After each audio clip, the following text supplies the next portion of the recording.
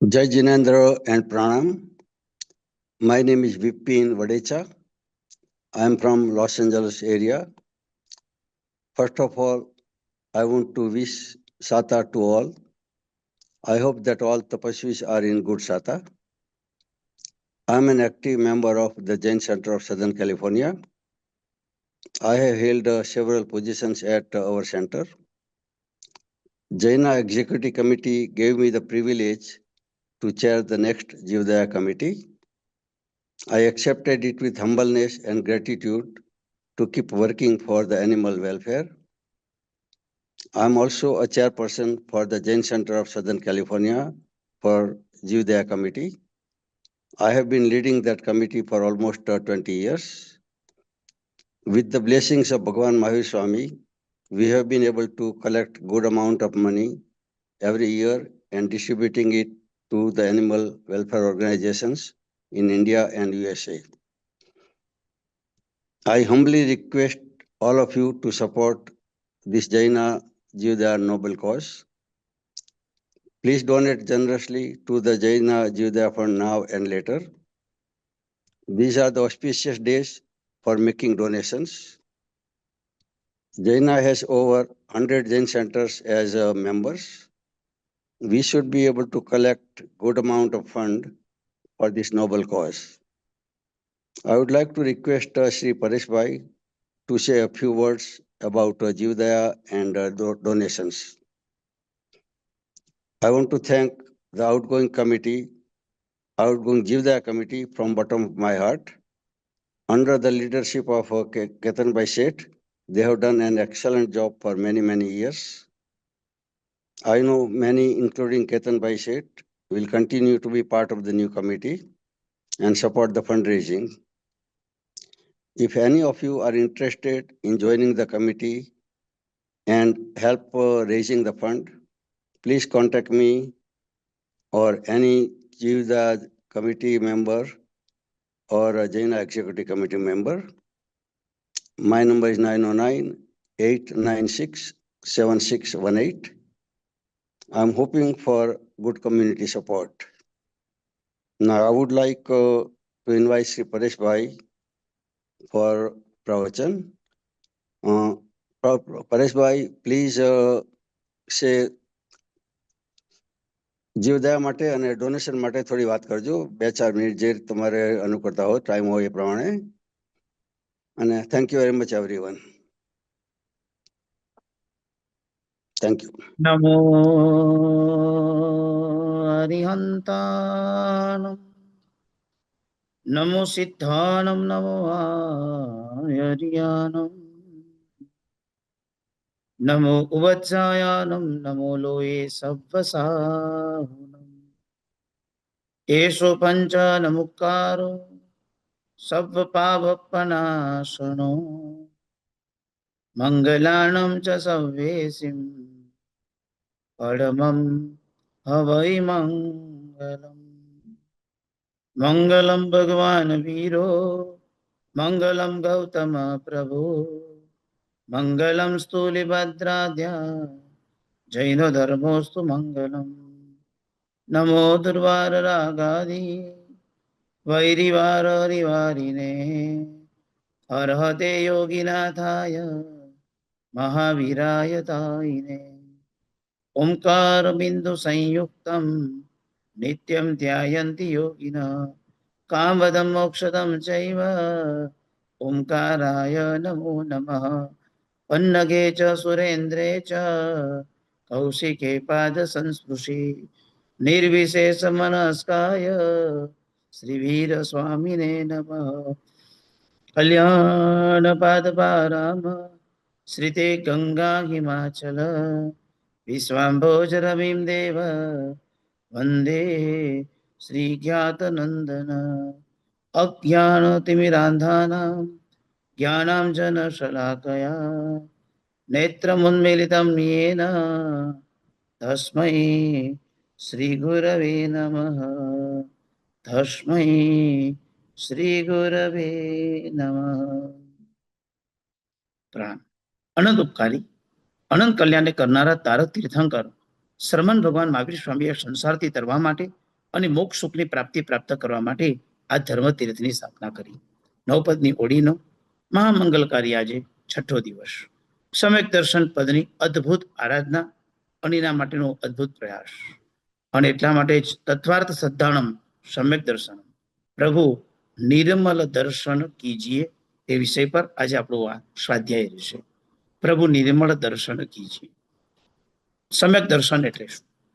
સમ્યક દર્શન એટલે અધ્યાત્મ જગતનો એક અદ્ભુત દરવાજો, અધ્યાત્મ દુનિયામાં જવા માટેનો મસ્ત એક ગેટવે ઓફ, એક દરવાજો છે જે સમ્યક દર્શન કહી શકાય છે. સંકિત પામે તે હતી ભવ ગણત્રીએ ગણાય. 27 સ્તવના એક મજાની પંક્તિ લખી છે. અનંત અનંત કાળથી સંસારમાં રખડતો ભટકતો એવા આત્માને મુક્તિ ગમનની તરફ આગળ વધતો હોય એના ભવના ગણતરીની શરૂઆત ક્યાંથી કરવી? તો લખ્યું છે કે એના ભવની ગણતરીની શરૂઆત સંકિત પામે ત્યારથી કરી. અને એ સંકિતના ગુણને પ્રાપ્ત કરે પછી પ્રભુ મહાવીર સ્વામી નૈસરના ભવમાં સંકિતની પ્રાપ્તિ કરી.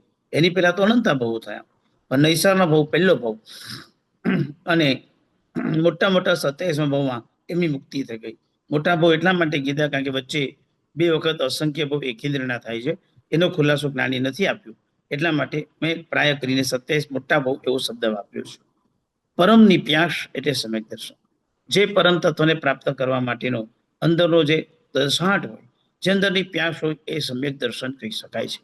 અને ગુણ સેનનો સરદાર એટલે સમ્યક દર્શન.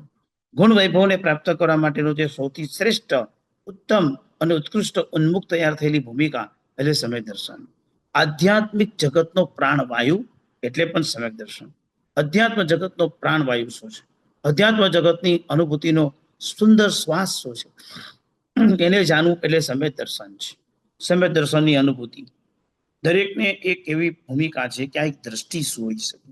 સમ્યક દર્શન, સંકિત અને સમ્યક દ્રષ્ટિ, આમ બધા શબ્દો આપણને એક સરખા લાગતા હશે, પણ બધામાં થોડો થોડો ફરક છે.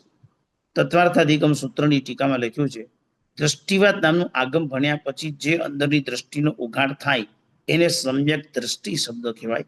ત્યાં સુધી સમ્યક દ્રષ્ટિ શબ્દ ન કહી શકાય. દ્વાદ સાંગી એટલે 12મું અંગ છે, જે અત્યારે તો વિચ્છેદ પામી ગયું છે. ત્યાં સુધી પહોંચ્યા પછી જે આવેલી તાત્વિક દ્રષ્ટિ, એને સમ્યક દ્રષ્ટિ કીધું છે. નંબર 2 સમ્યક દર્શન અને સંકિત, આ બંને લગભગ પ્રાય એક છે. સમ્યક દર્શન ગુણની પ્રાપ્તિ, જેના માટે એક તત્પર મહેનત કરવાની છે. એટલે બતાવ્યું છે કે મોક્ષનો વિઝા એટલે સમ્યક દર્શન. પાસપોર્ટ ગમે તેટલો સરસ છે, ભવ્યત્વ છે, પણ જ્યાં સુધી વિઝા નથી ત્યાં સુધી વ્યક્તિ આગળ વધી શકતો નથી. એ મોક્ષમાં જવાની વિઝા નક્કી થાય એટલે કે સમ્યક દર્શનની અનુભૂતિ થાય છે. અને યોગ સામ્રાજ્યનું પ્રવેશ દ્વાર એટલે પણ સમ્યક. યોગના સામ્રાજ્યમાં પ્રવેશ કરવાનું સૌભાગ્ય મળે આ સમ્યક્ત્વને કારણે. ઘરની અંદર એક સરસ મજાના શ્રાવિકાબેન લગ્ન કરીને આવ્યા હતા. પ્રાય કરીને 21-22 વર્ષની યંગ એજ, ધર્મને પામેલા નિષ્ઠિક એવા વ્યક્તિ. ધર્મ સમજાયો હતો. લગભગ એ નાનકડી હતા ત્યારે 11-12 વર્ષની ઉંમરે એ બેને ધર્મમાં પ્રવેશ કરેલો. અત્યારે 21-22 વર્ષની ઉંમર અને લગ્ન કરીને બહુ સરસ જગ્યા પર તેઓ આવ્યા હતા. હવે સમજવાની વાત છે કે એ વખતે શ્રાવિકાના ઘરની અંદર જે ઘરમાં એનું લગ્ન થયું છે, એ ઘરમાં જો એવો ધર્મ હતો નહીં, પણ બેનના આવવાથી ઘરમાં ધર્મની શરૂઆત થઈ છે. ઘણાના ઘરની અંદર શ્રાવિકાબેન ઉત્તમ પધારે તેના કારણે આખા ઘરનું વાતાવરણ બદલાઈ જાય છે. ઉત્તમ શ્રાવિકાના યોગથી ધર્મની અને ધનની બંને રીતની વૃદ્ધિ થતી હોય છે. સંપત્તિ પણ વધે છે અને ઘરની અંદર ધર્મ પણ વધે છે. મહાત્માઓનું આવાગમન પણ થાય છે. જીનેન્દ્ર પરમાત્માની ભક્તિના મહોત્સવ પણ આપોઆપ એ મેળે રચાતા હોય છે.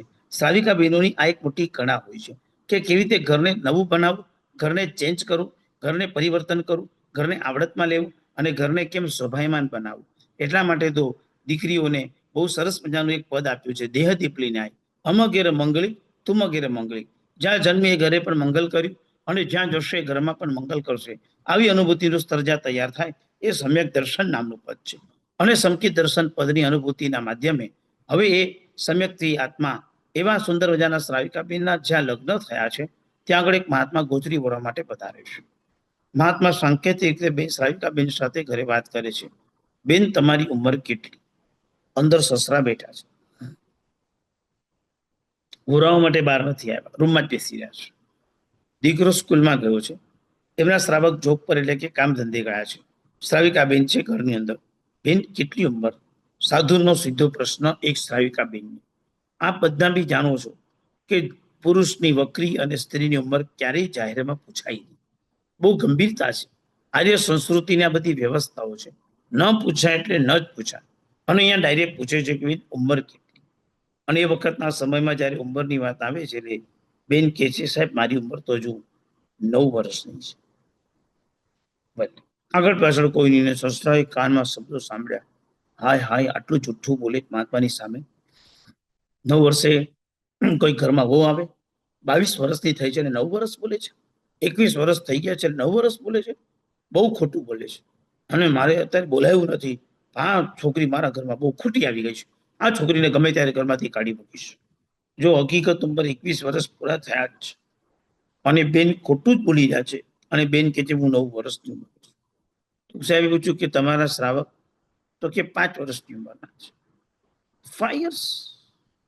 બોલો શસ્ત્રો અંદરથી જે પડે. તમારે સંતાન? તો કે સંતાન હજુ ઘોડિયામાં છે, 6 મહિનાનો જ થયો છે. ઘોડિયામાં તો નાનો હતો પણ જન્મથી એને સંસ્કાર આપ્યા છે એટલે સાચું બોલે છે. શસ્ત્રો કે કમાલ છે, દીકરા માટે સાચું બોલે છે. પોતાના માટે ને મારા દીકરા માટે આટલું ખરાબ બોલે છે? તો કે અંદર બેઠા છે કોણ છે? તો કે મારા પૂજ્ય સસરાજી છે. તો કેમની ઉંમર? તો કે જો એમનો જન્મ જ નથી થયો.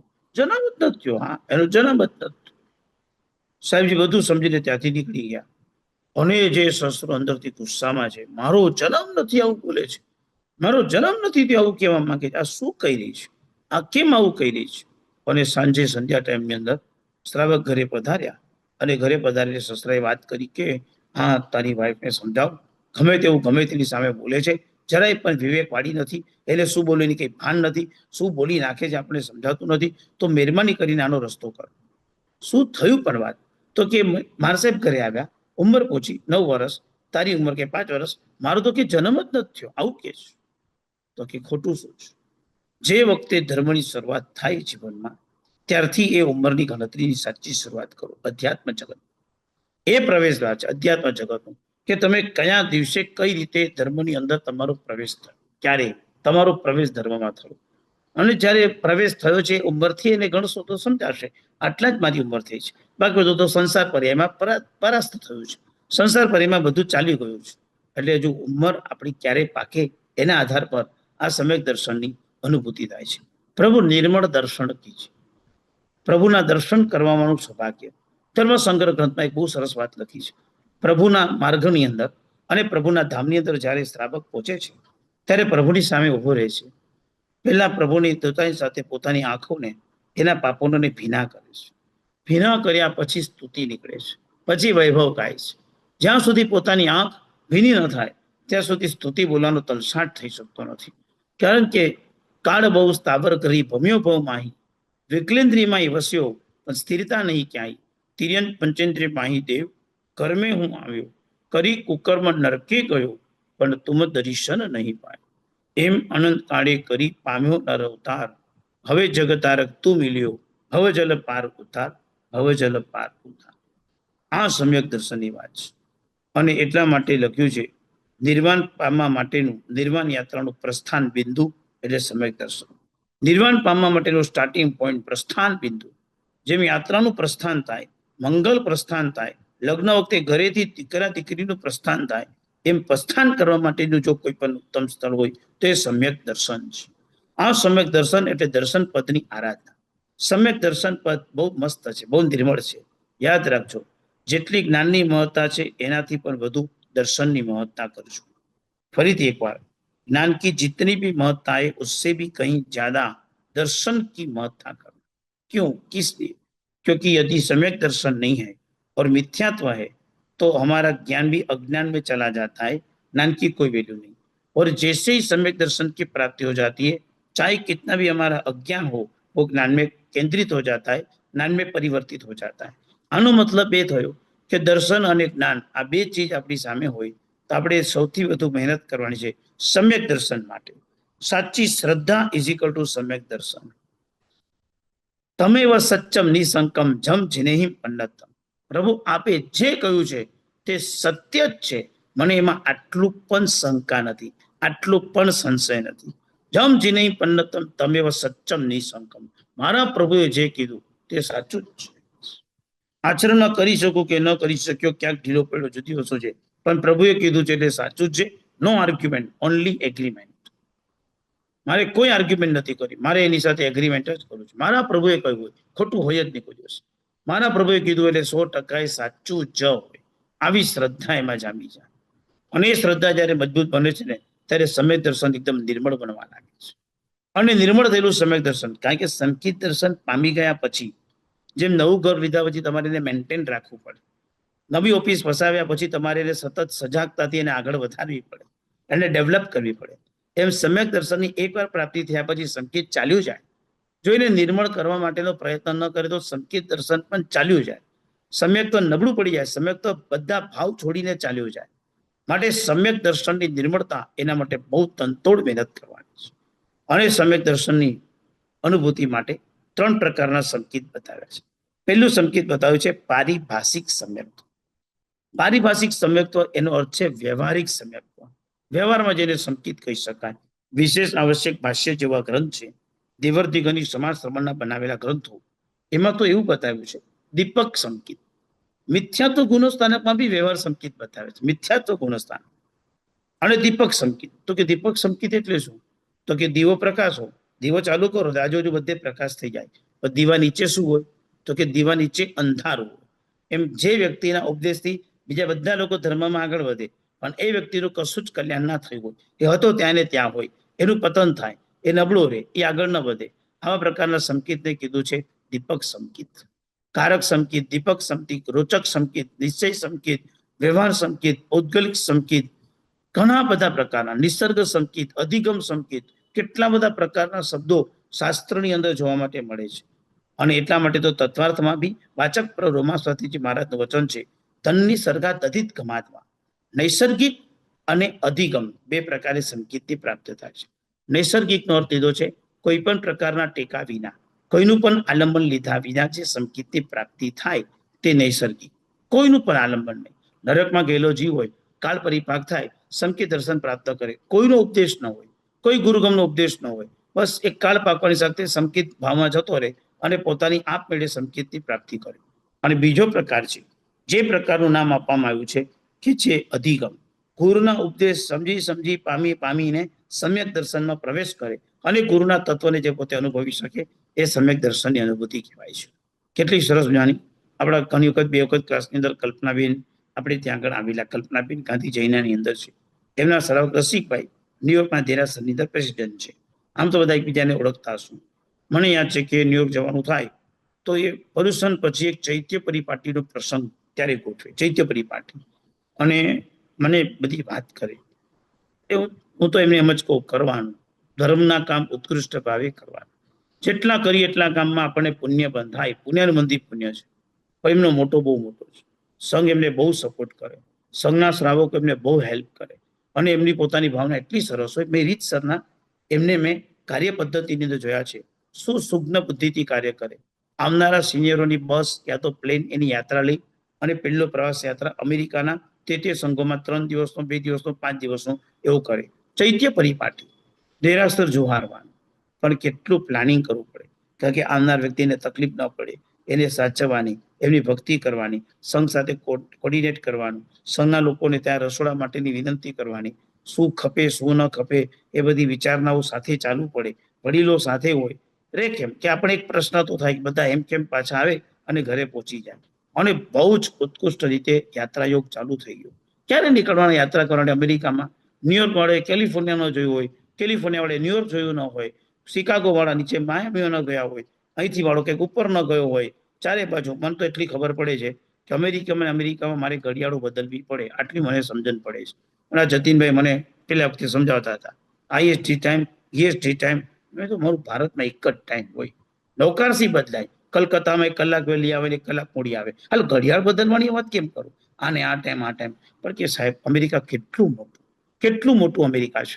અને આવડા મોટા અમેરિકાની અંદર બધાના ટાઈમ તો સેટ કરવા જ પડે. આવા ટાઈમ સેટ કરી એવા ઝોનની અંદર જ્યારે હોય ત્યારે સ્વાભાવિક છે કે એક વ્યક્તિ એક ક્ષેત્રમાં આવીને વસ્યો, ત્યાં વસીને પોતાનું નસીબ અજમાવ્યું, ત્યાં આગળ એને ધર્મ કર્યો, સાથે એને પોતાનો બિઝનેસ કર્યો, યા તો એની જોબ કરી, ત્યાંથી આગળ વધતા એનો ગ્રોથ થયો. હવે એ વ્યક્તિને બીજા દેશની અંદર, બીજા ક્ષેત્રોની અંદર દેરાસરના દર્શન કેવી રીતે થઈ શકે? આંખની નિર્મળતા માટે નવા પ્રભુને પોતે ક્યારે મળી શકે? માટે આવા જયારે પ્રસંગ બને, જૈનાના અંદર પણ આવા સમ્યક દર્શનની નિર્મળતા થાય, એના સરસ મજાની ચૈત્ય પરિપાટીઓ ગોઠવાય છે. પહેલી ચૈત્ય પરિપાટીઓ થઈ ગઈ કેન્યા, તાન્ઝાનિયાની અંદર બહુ સરજાની યાત્રા યોગના એંધાણ થયા. આ કેન્યા, તાન્ઝાનિયા, આફ્રિકા જેવા ક્ષેત્ર જ્યાં આગળ માણસો બંદૂક લઈને સરળતાથી ચાલતા હોય, આવા બધા દેશોની અંદર જઈને આપણે જ્યાં આગળ જાતા યોગ કરીએ, શું દેરાસરો છે. મુંબઈની બહાર, ભારતની બહાર, મહારાષ્ટ્ર, ભારતની બહાર જઈએ તો 56 દેશોમાં કે 40 દેશોમાં અલગ અલગ દેરાસરો છે. ન્યુઝીલેન્ડનું દેરાસર, ઓસ્ટ્રેલિયામાં સિડની અને મેલબોર્નના તો દેરાસરના કામ ચાલી રહ્યા છે. શું એક કામ બધાના પ્લિન્થ આવી ગઈ છે. આગળ વધીને હવે બધા શિખર સુધી પહોંચવા આવ્યા છે. તમે જુઓ એક જિનાલય શું તૈયાર થયા છે. જાપાન કોબેમાં વર્ષો પહેલા ગયો હતો. 30-35 વર્ષ પ્રાય દેરાસરને થવા લાગ્યા છે. પ્રાય કરીને ફોરેનની અંદરનું શિખરબંધી સૌથી જૂનું જિનાલય આ આવશે, શિખર વાળું દેરાસર છે એવું આપણે અનુમાન કરીએ કે લોકો કહેતા હતા. એટલે પણ શું જિનાલય, શું પ્રભુ, શું શ્રાવકો, શું રોજ સેવા પૂજા ભક્તિ યોગ થાય. લંડનની અંદર લેસ્ટરનું દેરાસર જુઓ, પોટસ બારનું દેરાસર તમે જુઓ. આપણે એમ થાય કે આ શું ધરતી પરનું સ્વર્ગ સર્જી દીધું, શું રચના કરી.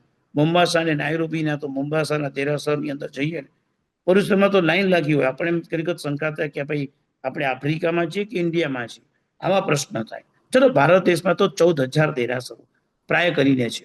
10,000 જેટલા તો લગભગ દેખાય. છતાં બી ભારત માણસ બધા દેરાસર ફરી શકતો નથી. ખાલી માત્ર એક ખંભાત જેવા નગરમાં ફરી તો 72 જિનાલય મળે. પાટણ જેવા નગરીમાં એક આંટો મારીએ, એક ખાલી પાટણ નગરી 125 જિનાલયથી અધિક જિનાલય મળે. ખાલી આમ અમદાવાદની પોળ નક્કી કરે કે પોળમાં ને પોળમાં ફરું છું, 118 દેરાસર પોળમાં ને પોળમાં પ્રાપ્ત થાય. કેવો આ ભારત ભવ્ય દેશ, જેની અંદર આવ્યા બધા જિનાલયોનું સ્થાપત્ય જોવા માટે મળે. એક જિનાલયના ઇતિહાસ, એક જિનાલયમાં પ્રભુના ઇતિહાસ, એક જિનાલયમાં નાના પાષાણથી માંડીને આરસથી માંડીને છેક પંચધાતુના ભગવાન સુધી બધા ઇતિહાસો જ્યાં આપણને જોવા માટે મળે. બસ પ્રભુ મારી આંખને નિર્મળ કરાવી દે. નિર્મળ વાતની ચાલી રહી છે, એના માટે એક સંદર્ભમાં એક નાનકડો પ્રશ્ન તમારી સમક્ષ મૂકું છું. જવાબની કોઈ અપેક્ષા નથી, ખાલી પ્રશ્ન સાંભળો અને મનમાં જવાબ તૈયાર કરજો.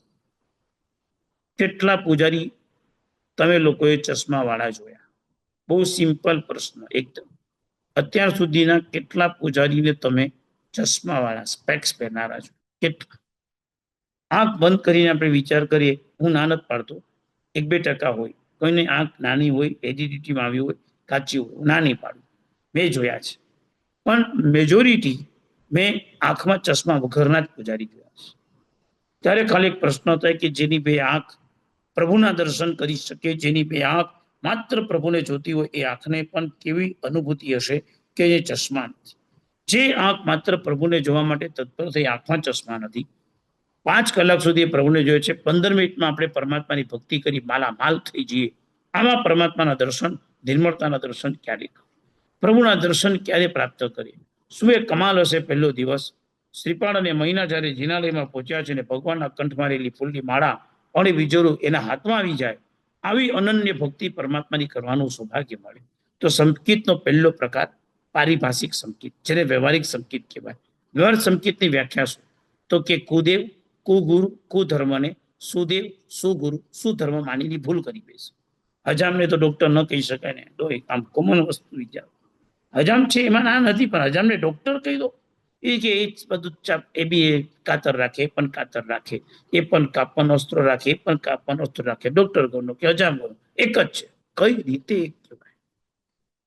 બહારના વાળ કપાય જુદી વસ્તુ છે, ને અંદર ચીરીને નસો સેટ કરવી બહુ જુદી વસ્તુ છે.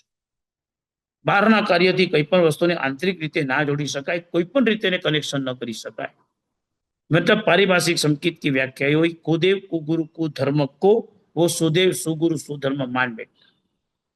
मोक्ष देने वाले जो गुरु रहते वो गुरु मोक्ष में नहीं होते, बाकी सब व्यवहार के गुरु होते. लग्न करवाना गुरु बापा ने તમે કહો મારો મોક્ષ તમે આપી દેજો, હું હાલત થાય એ તેમાં મોક્ષ એના ઉપર પહોંચાડી દેવું. મોક્ષની વ્યાખ્યા કેવી સમજે? મુક્તિનો અર્થ. બીજા બધા લોકો સ્મશાનમાં સેવા કરનાર વ્યક્તિને કહો મુજે મોક્ષ चाहिए. અમે એક સ્મશાનમાં ગયા હતા, તમે લખ્યું હતું મોક્ષ દ્વાર. મોક્ષ સ્મશાનનું નામ તો બધું ભાતનું લખી નાખે. લખનારા બધી અલગ એંગલ થી જાય, વૈકુંઠ ધામ ને આ ધામ ને તે ધામ, કેટલું લખ્યું હોય, કારણ કે બધું જોવા માટે મળે. મોક્ષ ધામ, મોક્ષ કોને કહેવાય? સુદેવ સુગુરુ સુધર્મ કોને કહેવાય? કેવી રીતે આપણે કમ્પેરિઝન કરી શકીએ કે આ કુદેવ કુગુરુ કુધર્મને સુદેવ સુગુરુ સુધર્મ માનીને ચાલો? ન માની શકાય. જે દેવ મોક્ષ આપી શકે તે દેવ એક જ હોય, અરિયન, બસ, બીજું ના હોય. યાદ રાખજો, ગંભીરતાથી એક લીટી, ધર્મમાં વ્યવહાર નહીં ચાલે. व्यवहार में धर्म 100% चालसे, पर धर्म में व्यवहार नहीं चाले. वापिस मैं एक बार रिपीट करना चाहता हूँ, यदि समझ में आ जाए धर्म की बात, ये सम्यक दर्शन की बात, तो ध्यान रखना है, व्यवहार में धर्म चलेगा मगर धर्म में व्यवहार नहीं चलेगा. मेरी बात बराबर ध्यान से समझना, व्यवहार में धर्म चलेगा, धर्म में व्यवहार नहीं चलेगा. घर में बैठे, व्यवहार के अंदर बैठे, व्यवहारिक प्रसंग, सगाई, शादी चल रहा है, कोई डेस्टिनेशन शादी है, समझ लो कि मैं क्या कर सकता हूँ, लेके जाओ भगवान, वहां छोटा सा त्रिगड़ा बनाओ, एक रूम भगवान के लिए निकाल दो, सबको बोलो भगवान रखा है, जो भी व्यक्ति आके पूजा करो, लाभ दो. देखो 100, 150, 300 जन को बुलाया होगा, करीबन 100 जन भी पूजा कर ले, पुण्य मंदिर पुण्य का काम है. हे प्रसंग व्यवहार का, धर्म भी कर लिया, क्या फर्क पड़ता है? मगर धर्म में व्यवहार नहीं. यदि आप मंदिर जा रहे हो या उपाश्रय जा रहे हो या स्थानक जा रहे हो या गुरुदेव के पास जा रहे हो, आए चाहे कोई भी मंदिर में आप जा रहे हो, होली की आराधना कैंपस में, सेंटर के कैंपस में, मंदिर में गए या कोई भी उपाश्रय में गए, स्थानक में गए, ये पवित्र स्थान है ना, वहां आपकी रिंग की टोन बजनी नहीं चाहिए. बस इतना बात बताओ. मैंने ये नहीं कहा कि मोबाइल लेके मत जाना, मगर मैंने ये 100% बता दिया है कि वहां मोबाइल की रिंग बजनी नहीं चाहिए. इतना तो विवेक होना चाहिए. कोर्ट में जाते लिखा हुआ रहता है कि फोन की रिंग बजनी नहीं चाहिए, हम बंद कर देते, साइलेंट मोड पे डाल देते, फ्लाइट मोड पे कर देते.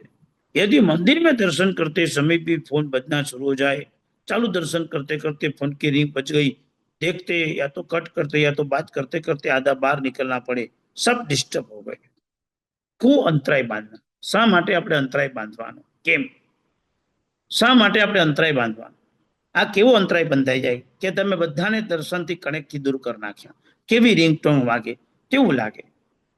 એક સમય હતો કે શ્રાવકો બટવા લઈને દેરાસર આવતા હતા, હવે એવો સમય બદલાઈ ગયો કે ભંડાર પર મોબાઈલ અને ચાવી પડેલી હોય, ગાડીની કે બાઇકની ચાવી અને મોબાઈલ. શું લઈને આવ્યો દેરાસર? જેનાથી મોક્ષ મળશે, જે આપણે કલ્યાણ આપશે, જે આપણે મોક્ષ આપશે, એના જીનારીના ભંડાર પર તારા ફોન અને તારો સંસાર મૂકેલો હોય તે? આ તું પરમાત્મા તત્વને શું વ્યવહારમાં ધર્મ કરવા માંગો છો? આ વ્યવહારિક ધર્મ, બાહ્ય ધર્મ કેવી રીતે મુક્તિ સુખનું કારણ બનશે? બહુ પીડા છે આ તો બધી. અને હું આ બોલીશ એમાં કઈ રોકાઈ જશે ઉન્નતમાં તો મારો તો એક પ્રયત્ન છે. એકાદ આત્મા બી જાગી જશે ને જો એ સમજી જશે કે આ પ્રભુનું સ્થાનમાં ન જ હોય એટલે ન જ હોય, હું જીતી ગયો છું. વિવેકથી સમજવાનું છે, બસ વિવેક. હા, ગમે તેટલો પણ જવાબદાર વ્યક્તિ હોય તો પણ એને આ નિયમ ફોલો કરવો જ પડે. હવે આ બધું જયારે એક વખત સમજાયું ને તો આવી વોચ પહેરીને આવેલા ભાઈ, ચાલુ ભાવના ચાલે, એક ગીત ગાતા હતા, મારી બાજુમાં બેઠા હતા, સંગીતકાર, બહુ સરસ ગીત ગાતા હતા. અને આમ આમ આમ ફોન કરે એટલે ફટ કરતું સામે સ્ક્રીન પર આવી જાય બધું જોવાનું. તો ચાલુ ફોનમાં મેસેજ આપે, લખી નાખે, બધું કરતા હતા. ચાલુ જીના લઈ ફોનની ના પાડી હતી ને, વોચની ક્યાં ના પાડી હતી? ક્યાં પહોંચીશ ને ક્યાં જતા રહીશું ભગવાન જાણે, ક્યાં સુધી આ બધું આમને આમ ચાલતું રહેશે. આ તીર્થંકરની આસાધના આપ નહીં માનો. કોરોનાનો સમય આવ્યો હતો ને જયારે, હું તમને ભારતની વાત કરું છું, 19 તમને ખ્યાલ છે કે દેરાસરોમાં તાળા લાગેલા, પૂજા કરવા માટે સરકારના નિયમ પ્રમાણે કોઈને એલાવ નહીં, સવારે ખાલી 5 જણ આવે, પૂજા કરી નીકળી જાય. એક મહાત્માને રાત્રે સપનું આવ્યું, લોકડાઉન થવાના બરાબર 2-3 મહિના પહેલા, અને એને કીધું હતું, બહુ વિદ્વાન મહાત્મા છે, મારી બહુ આસાધના તમે લોકો કરી રહ્યા છો, યાદ રાખજો એક દિવસ હું તમારા બધાથી દૂર થઈ જઈશ. ભગવાનની પ્રતિમા આવી રીતે બોલતી એમને ભાસ થયો અને એમને પોતાને બી આમ નવી લાગી કે આવા કેવા ભાસ થતા હશે. અને પછી જ્યારે ખરેખર દેરાસર માંગલિક થયા ને ત્યારે એ વખતના સમયમાં આખું નાસીપાસ થઈ ગયેલું. અને આવા પરિસ્થિતિની અંદર એ મહાત્માએ ત્યારે કીધું હતું કે આસાધના નહીં કરો. અને પછી એમને આસાધના બતાવી છે. એ આસાધના અત્યારે બતાવવાનો ટાઈમ નથી, એટલે આ યોગ્ય સમય ન હોવાથી આસાધના નથી બતાવતો. પણ એ આસાધનાની વાત જ્યારે બતાવી ત્યારે આપણે લાગે હાય હાય, આપણે બધા જ સંઘવાળા એટલી બધી આસાધના કરીએ છીએ અને એના માટે આ પ્રભુએ આપણા દર્શન બંધ કરી દીધા છે. કેવું એ અનુભૂતિનું સ્તર હશે. પારિભાષિક સંકેત એટલે વ્યવહારિક સંકેત. જેને જે મનાતો હોય, માં માં જ હોય, માસીને માં ન કહેવાય અને માને માસી ન કહેવાય. માસી માસી હોય એમાં ના નથી, પણ માને માસીને માં ન કહેવાય. બંનેમાં ફરક છે, પ્રેમમાં ફરક છે. ખવડાવી દે, પીવડાવી દે, રમાડી દે, કપડાં લાવે, પે, એ બધી વસ્તુ વ્યવહારિક છે. પણ માં પ્રત્યેનો જે પ્રેમ, જે પોતાના ધાવણને આપે, એ માસી ન જ આપી શકે. એવી રીતે જે વિતરાગ પ્રભુ આપણને સાચો અંતરનો આનંદ આપી શકે, એ બીજા લોકોની લિમિટેશન હોય, એ ન આપી શકે. એનો અર્થ એમ નથી કે ખોટા છે, એની જગ્યાએ સત છે, આની જગ્યાએ સત છે. ઓલાનાનો દરજ્જો ન પાય, આને ઓલાનો દરજ્જો ન પાય. આ છે પારિભાષિક સંકેત. બીજા નંબરનું સંકેત છે પ્રાતિભાષિક. શબ્દમાં ભૂલ ન થાય માટે ધ્યાન રાખજો. પહેલું સંકેત હતું પારિભાષિક, અને બીજા નંબરનું સંકેતની વાત કરું છું પ્રાતિભાષિક, જેને એક આભાષિક સંકેત કહી શકાય છે. પારિભાષ, પ્રાતિભાષ, પ્રતિભાસ, આભાસી. કેટલો ફરક પડે બોલો? તમે એક બે શબ્દ, હું તમને બે ક્રોસ અલગ અલગ શબ્દ આપું છું, અને એ શબ્દ તમે બરાબર અત્યારે સાંભળજો, અને શબ્દ સાંભળ્યા પછી બરાબર ધારજો. ધારીને પછી તમે 1 મિનિટમાં જવાબ તૈયાર કરજો કે મને આ સાચું લાગે છે. એ તમને ખ્યાલ આવી જશે. હું તમને પછી છેલ્લે ફાઇનલ જવાબ આપીશ, એટલે આઈડિયા આવશે. નંબર એ અને નંબર બી. પેલું એ પ્રાતિભાષિક સંકેતની અંદર એ સેશન, એની અંદર હું તમને એક શબ્દ આપું છું. એ શબ્દ બરાબર ધ્યાન રાખો. સાચું એ મારું. એમાં શું શબ્દ આપ્યો? સાચું એ મારું, બરાબર. અને બી એટલે સેકન્ડ પાર્ટ, મારું એ સાચું. फरीदी एक बार मैं रिपीट करना चाहता हूं. जो सच है वो मेरा, ए सेशन. जो मेरा है वो सच, बी सेशन. ठीक है. अभी प्रातिभाषिक संकेत के अंदर ये दो स्वरूप अपने सामने आया. आप आंखें बंद करके भीतर में जाके सोचो, जे साचू છે તે મારું છે એ વાતને સિલેક્ટ કરવી છે, કે જે મારું છે તે સાચું છે એને સિલેક્ટ કરવું છે. બરાબર વિચારી લો, અને વિચાર્યા પછી માઇન્ડ સેટ કરીને જવાબ તૈયાર કરો. હું તરત જ તમને જવાબ આપી દઈશ. સાચું તે મારું કે મારું તે સાચું? સાચું તે મારું કે મારું તે સાચું? બરાબર વિચારી લો. હવે જો તમે આ બંને વિચાર્યા પછી આનો સાચો પદાર્થ એ છે કે સાચું સંકેત હોય તો સાચું એ મારું આપણું. પણ જેને એમ લાગતું હોય મારું એ સાચું, એને પ્રાતિભાષિક સંકેત છે, આભાસ છે. મારું એ સાચું એ સંકેત દર્શન ન હોય. સાચું હોય એ મારું હોય. મારી તો ભૂલ બી થઈ શકે, હું તો કોઈ પક્ષપાતમાં પણ આવી જાઉં, હું કોઈની વાતમાં આવીને ક્યારે કંઈ બી કરી લઉં, આવું બની શકે. પણ મારું એ સાચું. વર્ષો પહેલા એક જગ્યા પર પૂજ્યપાદ રત્ન સુંદરસિંહ મહારાજ બિરાજિત હતા. વર્ષો જૂની વાત છે. પણ એક છોકરો સ્કૂલની અંદરથી એક્ઝામ આપવા જતો હતો અને સાહેબજીને વાર્ષિક મૂકવા. સાહેબજી વાર્ષિક કેમ અચાનક? સાહેબ જે સ્કૂલમાં એક્ઝામ છે એટલે વાર્ષિક ના એમ. આમ કોઈ દિવસ ઉપાસ રહી નહીં આવવાનું. 30 વર્ષ પહેલાનું એટલે જરા ગ્રોઅપથી બી વાત થઈ શકે ને, યંગ એજ હોય. માટે ગુરુદેવે કડક શબ્દમાં કીધું, કોઈ દિવસ ઉપાસ રહી નહીં આવવાનું, વંદન કરવા પણ નહીં આવવાનું, દેરાસરમાં પણ નહીં આવવાનું. અને જ્યારે સ્કૂલમાં એક્ઝામ હોય, આવડતું ન હોય, કાચું કાચું થયું હોય, બરાબર અભ્યાસ ન થયો, એટલે ગુરુદેવની પાસે વાર્ષિક નાખીને ગુરુદેવ પાસે બધું પાસ કરાવી લેવાનું. એમ એના માટે ને સાહેબજી એના માટે વાર્ષિક લેવા નથી આવ્યું. મને વાર્ષિક હું એટલા માટે લેવા આવ્યો છું, પ્રભુને પણ એ જ કહીને આવ્યો છું, આપની પણ એ જ કહી રહ્યો છું કે પ્રભુ અને ગુરુદેવ આખી એક્ઝામની અંદર આજે મેં તૈયારી તો બહુ સારી કરી છે, છતાં પણ તૈયારી કર્યા પછી કદાચ પેપર લખતા લખતા બની શકે કે મારાથી કોઈ ભૂલ થાય, મને કંઈ ન આવડે, તો મને ત્યાં ચોરી કરવાનો વિચાર ન આવે. મને એ જોઈએ છે. ગુરુદેવ તમારી પાસે એવો વાર્ષિક છે કે મને નાખો ને મને ચોરીનો વિચાર ન હોય તો મને નાખજો, ન હોય તો મારે નથી નાખવો વાર્ષિક. રોકડું પારખીને દીકરાએ વાત ઉભી કરી. ગુરુદેવ સ્તબ્ધ થઈ. આંસુ.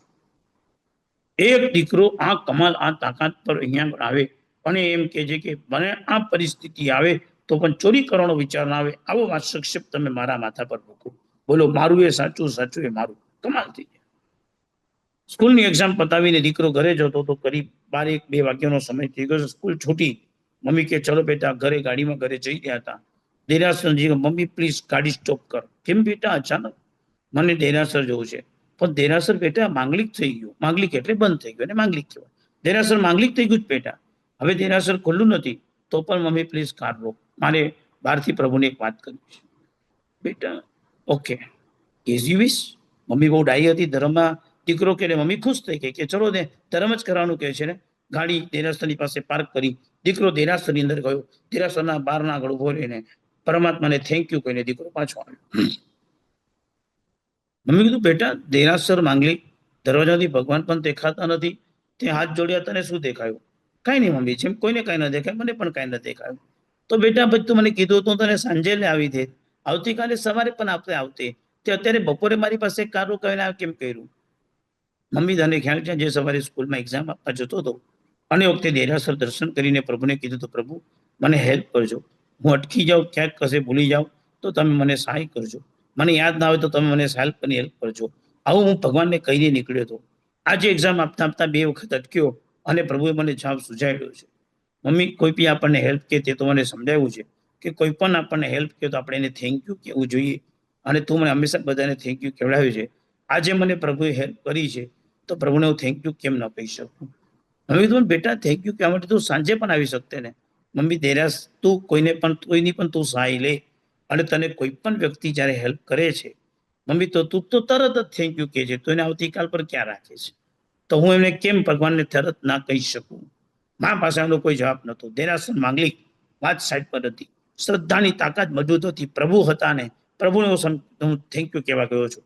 મારા પ્રભુ મંદિરમાં બેઠા છે, મંદિર ભલે ખુલ્લું નથી, મારા દાદા દેરાસરમાં બેઠા છે, મારે થેન્ક યુ કહી દેવું છે. આખી દ્રષ્ટિ બદલાઈ જાય. નિર્મળ દર્શનની આ તાકાત છે. અને નિર્મળ દર્શનની અનુભૂતિ બહુ સરસ બતાવી છે. પ્રભુ નિર્મળ દર્શન કીજીએ. સમકિત યાત્રાના લક્ષણ બતાવ્યા છે. સૌથી પ્રથમ જીનેશ્વર પરમાત્માની એની ભક્તિ, અવલ્લ કોટીની ભક્તિ. પરમાત્માની ભક્તિ પાછળ ગાંડો ઘેલો થઈ જાય. ક્યારેક મુંબઈ આવો ને તો લાલબાગની અંદર શ્રાવકોની ખાલી પૂજા પેટીના દર્શન કરજો. ખાલી પૂજા પેટી, જે પૂજાની આવડી મોટી પેટી લઈને શ્રાવક દેરાસર જતા હશે ને એ પૂજા પેટીના દર્શન કરજો. ભગવાનની પૂજા પેટી, શું ગોઠવણી, શું ઉપકરણો, શું ગોઠવણી કરે અને કેવી સરસ રીતે દાદાની ભક્તિ કરવા જાય, જોતાની સાથે આપણને આનંદ થઈ જાય. આ છે સમ્યક દર્શનની અનુભૂતિનું સ્તર. પહેલું હતું કયું તો કે પારિભાષિક. બીજા નંબરમાં કયું પ્રાતિભાષિક.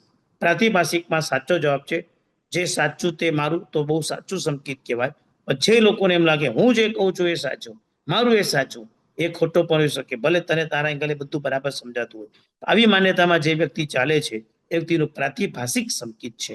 તો ત્રીજા નંબરનું સંકેત છે પારમાર્થિક સંકેત.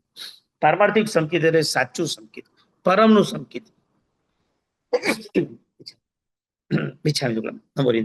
શ્રેષ્ઠ સંકેત, અદ્ભુત સંકેત, અને એ સંકેતની અનુભૂતિનું સ્તર આપ્યું છે પારમાર્થિક. હેય પદાર્થમાં હેય બુદ્ધિ, ઉપાદેય પદાર્થમાં ઉપાદેય બુદ્ધિ, અને ઉપેક્ષનીય પદાર્થમાં ઉપેક્ષનીય બુદ્ધિ. 3 પ્રકારની બુદ્ધિ જાગે એટલે પારમાર્થિક संकेत આવી જાય. આને नैश्चिक संकेत કહેવાય છે. वापिस मैं एक बार रिपीट करना चाहता हूँ. हेय पदार्थ मतलब जो छोड़ने जैसा पदार्थ है, जो तात्विक रीत से हेय है, छोड़वा योग्य हेय पदार्थ के लिए हेय की बुद्धि, उपादेय पदार्थ के लिए उपादेय की बुद्धि, और उपेक्षा करना, निग्लेक्ट करना, उपेक्षा करने के पदार्थ की पर उपेक्षणीय बुद्धि. ये जब जम जाता है तो समझ लेना है कि पारमार्थिक संकेत दर्शन आ गया. सामने पड़ा है कचरा, हेय है समझ में आता है, संसार के व्यवहार में उसको हम हेय कर देते हैं. जैसे ही पता चलता है कि नहीं चाहिए तो उसको निकाल दिया, बिगड़ गया उसको फेंक दिया, नहीं मतलब नहीं चाहिए, जिसको स्वीकार नहीं है चाहे कितना भी फेंक दो. सोने की चेन पहन कर निकले, रास्ते में सोने की चेन कुदरती टूट गई, किसी ने तोड़ी नहीं, किसी ने चोरी, कुदरती निकल गई, और वो ऐसी निकल गई कि बीच में से बटक मतलब के टूट गई. वो बीच में से टूटने वाली जो सोने की चेन है आप क्या करोगे? फेंक दोगे कि जेब में रख दोगे?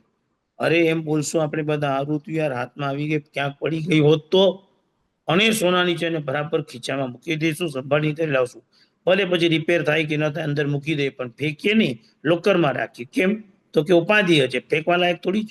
આ તો પૈસા આવે ગમે ત્યારે પણ. એમ જે ઉપાસ્ય તત્વ ઉપાધિ છે તેને ક્યારેય પણ છોડે નહીં. એનો વળગાડ, એના પ્રત્યેનો લગાવ વિશેષ રાખે. હેય પદાર્થને છોડી દે, ઉપાધિ પદાર્થને સ્વીકારી દે. અને ત્રીજું છે ઉપેક્ષણીય, જે વસ્તુમાં આપણે કંઈ કરી શકતા જ નથી, જેની ઉપેક્ષા કરવી પડે. હવે દિવસે તમારે શું હોય ને, ઉજાસ કુદરતી ઘરની અંદર આવતો હોય, પડદા વગેરે કરવા છતાં બી દિવસનું ફિલિંગ તો રહેવાનું જ છે. એને શું કરી શકશો? કઈ નહીં, આપણે હાથ આમ રાખીને સુઈ જશો, બીજું કઈ નહીં કરે. ઉપેક્ષા કરવા યોગ્ય પદાર્થોની ઉપેક્ષા કરી લેવી, આ 3 ભૂમિકાનો ભાવ એટલે पारमार्थिक संकेत છે. वापिस एक बार रिपीट. पहला नंबर का संकेत जो था उसका नाम था पारिभाषिक, दूसरे नंबर का नाम था प्रातिभाषिक, और तीसरे नंबर का नाम है पारमार्थिक. पहला मतलब बोले तो व्यवहार संकेत, दूसरा मतलब तो आभासिक संकेत, और तीसरा मतलब निश्चय संकेत. निश्चय संकेत की तौर आगे चलना है. आगम ग्रंथों में तो अलग अलग व्याख्या है, જેને આત્મતત્વનું દર્શન થાય તે સંકિતી આત્મા. આવું પણ એક ગ્રંથમાં પાઠ મળે છે. આત્મ સ્વરૂપનું દર્શન થવું જોઈએ તો સંકિત છે. તત્વાર્થ અધિગમ સૂત્રમાં સંકિતની વ્યાખ્યા લખી છે. તત્વાર્થ શ્રદ્ધાણમ સમ્યક દર્શનમ. તત્વભૂત જીવાદી પદાર્થોની શ્રદ્ધા જામી જાય એટલે સંકિત દર્શન આવી ગયું. અને શ્રદ્ધા બરાબર જામી જવી જોઈએ. કેવી શ્રદ્ધા હોય આપણે પરમાત્મા અને પરમાત્માની એકદમ દ્રઢ શ્રદ્ધા માટે એમ લખી શકાય, ભક્તિ ભાગવતી બીજમ પરમાનંદ સંપદમ. મસ્ત શ્લોક આવે છે. ભક્તિ ભાગવતી બીજમ. મહાપુરુષ વર્ષો સુધી શ્રુત જ્ઞાનનું અવલોકન કર્યું મહોપાધ્યાયજી મહારાજ. જિંદગી ભર શ્રુત જ્ઞાનમાં રહ્યા. પણ છેલ્લે મહોપાધ્યાયજી મહારાજ અંતે જે ગ્રંથો બનાવે છે એમાં લખે છે ભક્તિ ભાગવતી બીજમ. આટલા વર્ષો સુધી પ્રયત્ન કર્યા પછી હવે હું નિશ્ચય પર એક જવાબ પર પહોંચ્યો છું કે આ જગતમાં પરમાનંદની સંપત્તિનું જો કોઈ પણ બીજ હોય તો ભગવાનની ભક્તિ જેવું ઉત્તમ કાંઈ નથી. ભક્તિ ભાગવતી બીજમ.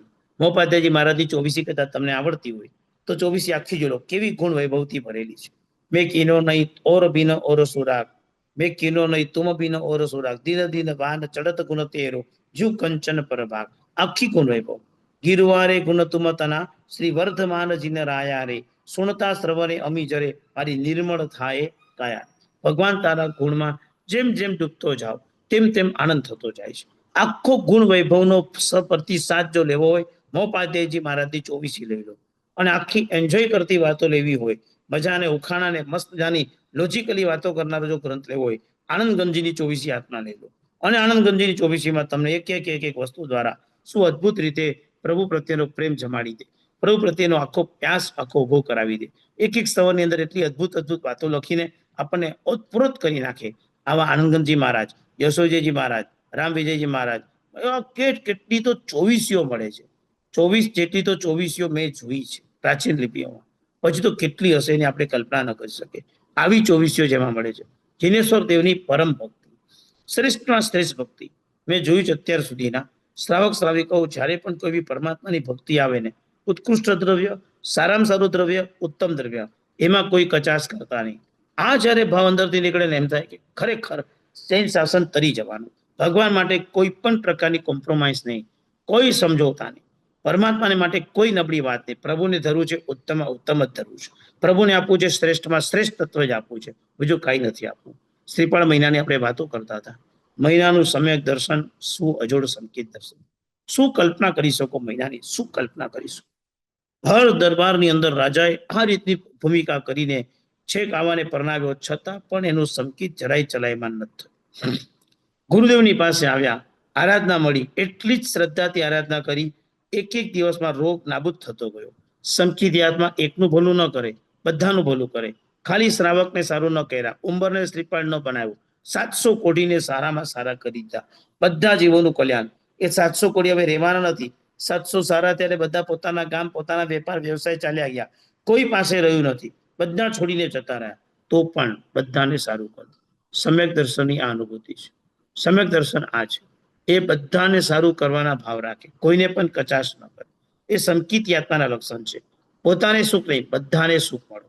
બધાને નહીં, મને સુખ મળો, આ મિથ્યા દ્રષ્ટિ છે. મને નહીં, બધાને સુખ મળો, આ સમ્યક દર્શન છે. સંકિતની અનુભૂતિ આ છે. એની અંદરમાં આ હૃદયમાં આ ભાવ જાગે, બધાને સુખી કરો, બધાને સુખી કરો. એ સંકિત દર્શન પામે. બધાને શાસન રસ્ય બનાવો, તીર્થંકર નામ કરવાનું એકાચિત કરે. જગતના જીવોનું દુઃખ દૂર કરવાની ભૂમિકા જ્યારે આવે ત્યારે સમ્યક ગુણની પ્રાપ્તિ થતી હોય છે. આવી સંકિતિ મહિના સુંદરી. સાથે સાથે જીનવાણીની જે વાત કરી રહ્યા છે આપણે, જીનવાણીના 3 સ્ટેપ સમજી લઈએ. નંબર 1 પ્રાર્થના, નંબર 2 પ્રેમાલાપ, નંબર 3 પડકાર. 3 પ્રકારે આજે પરમાત્માની ભક્તિ સમજી. પહેલો પ્રકાર છે પ્રાર્થના. પ્રાર્થના કોને કહેવાય? પ્રાર્થનાની વાત કરીએ. પ્રાર્થના કોને કહેવાય? પ્રાર્થના એટલે શું? તો પ્રાર્થના માટે બતાવ્યું છે. અને કદાચ તમને ખ્યાલ હોય તો જય વિરાય સૂત્ર તમે બોલીએ, આપણે બધા જ બોલીએ, તો એનું બીજું નામ છે પ્રાર્થના સૂત્ર. પ્રાર્થનાનો અર્થ છે માંગવું. તમે સંસ્કૃતમાં જોશો પ્રાર્થના એટલે આન્સર આવશે માંગવું. યાચના એટલે કે માંગવું. તો મને એક પ્રશ્ન થયો છે કે જય વિરાય સૂત્રને પ્રાર્થના સૂત્ર જ કેમ કીધું? કેમ યાચના સૂત્ર ન કીધું? માનો કે યાચના સૂત્ર કહી દે તો વાંધો શું આવે? માંગવાનું તો છે જ ને. ઘણા બધા નામ હોય, શબ્દ જુદા જુદા હોય, પણ એનો મિનિંગ એક જ નીકળે છે. તો એક મિનિંગને લઈને વિચારી યાચના અને પ્રાર્થના. માંગવું બંનેમાં માંગવાનું જ છે. તો જો બંનેમાં માંગવાનું છે, બંનેની અંદર છે, તો કેમ જયવીરે સૂત્રને પ્રાર્થના સૂત્ર કીધું? કેમ એને યાચના સૂત્ર ન કીધું? શા માટે આવું નહીં કીધું હોય? તો ત્યાં નીચે મસ્ત મજાનો મહાપુરુષ જવાબ આપે છે કે પોતાની ઈચ્છા મુજબ જ્યારે માંગવાનું હોય એ યાચના છે, પણ પોતાની ઈચ્છા ન હોય, સામેવાળાને જે આપવું એ આપે, હું સ્વીકારી લઈશ, એ ભાવના જ્યારે જાગે ત્યારે પ્રાર્થના છે. જ્યારે યાચના હોય ત્યારે આપણે ચોઈસ કરીએ છીએ, મને 100 રૂપિયા મળો કે 1000 રૂપિયા મળો કે લાખો ડોલર મળો, આપણી ચોઈસ છે. પણ જ્યારે પ્રભુ, હું આપના સરને આવ્યો છું, તમને જે ઠીક લાગે એ કરજો, બસ મારો કોઈ આગ્રહ નથી. નહીં કરશો તો પણ ચાલશે, કરશો તો પણ ચાલશે, પણ મારો કોઈ આગ્રહ નથી. જમ જીને હિમ માટે તો બોલે છે જય વીરાય જગગુરુ. પછી શું આવ્યું? હો મમમ તુહ અભાવો ભયમમ. હોજો મને તારા પ્રભાવથી, તમારા પ્રભાવથી, મારાથી નહીં, મારું નહીં, મારી બુદ્ધિ નહીં, મારું હૃદય નહીં, તમારા પ્રભાવથી, તમારા પ્રભાવથી મને હોજો, તમારી કૃપાથી મને હોજો. અને પછી આપણે ડાયસર બધી વસ્તુ જોઈ, ભવની વ્યો, મગ્ગાનુસાર્યા, ઈઠ્ઠ સ્થિતિ, લોક વિરુદ્ધનો ત્યાગ, ગુરુજનની પૂજા, બધું એવરીથિંગ. પણ પ્રભુ, મારી એક જ કન્ડિશન, તારી કૃપાથી. આ છે પ્રાર્થના. પ્રાર્થનાની આ તાકાત છે. પ્રાર્થના આ છે, બોલીએ છે ને, અન્યથા શરણમ નાસ્તિ ત્વમેવ શરણમ મમ તસ્માત કારુણ્ય ભાવેન રક્ષ રક્ષ જિનેશ્વર. ભગવાન બીજું બધું શરણ ન જોઈતું, માત્ર તમારું તમારું તમારું જ શરણ જોઈએ છે. તમે જ તુહી તુહી તુહી તુહી તુહી તુહી, બસ કોહમ સોહમ તુહી. પ્રભુ તું જ તું જ તું જ તું જ તું છે, બીજું કોઈ નહીં.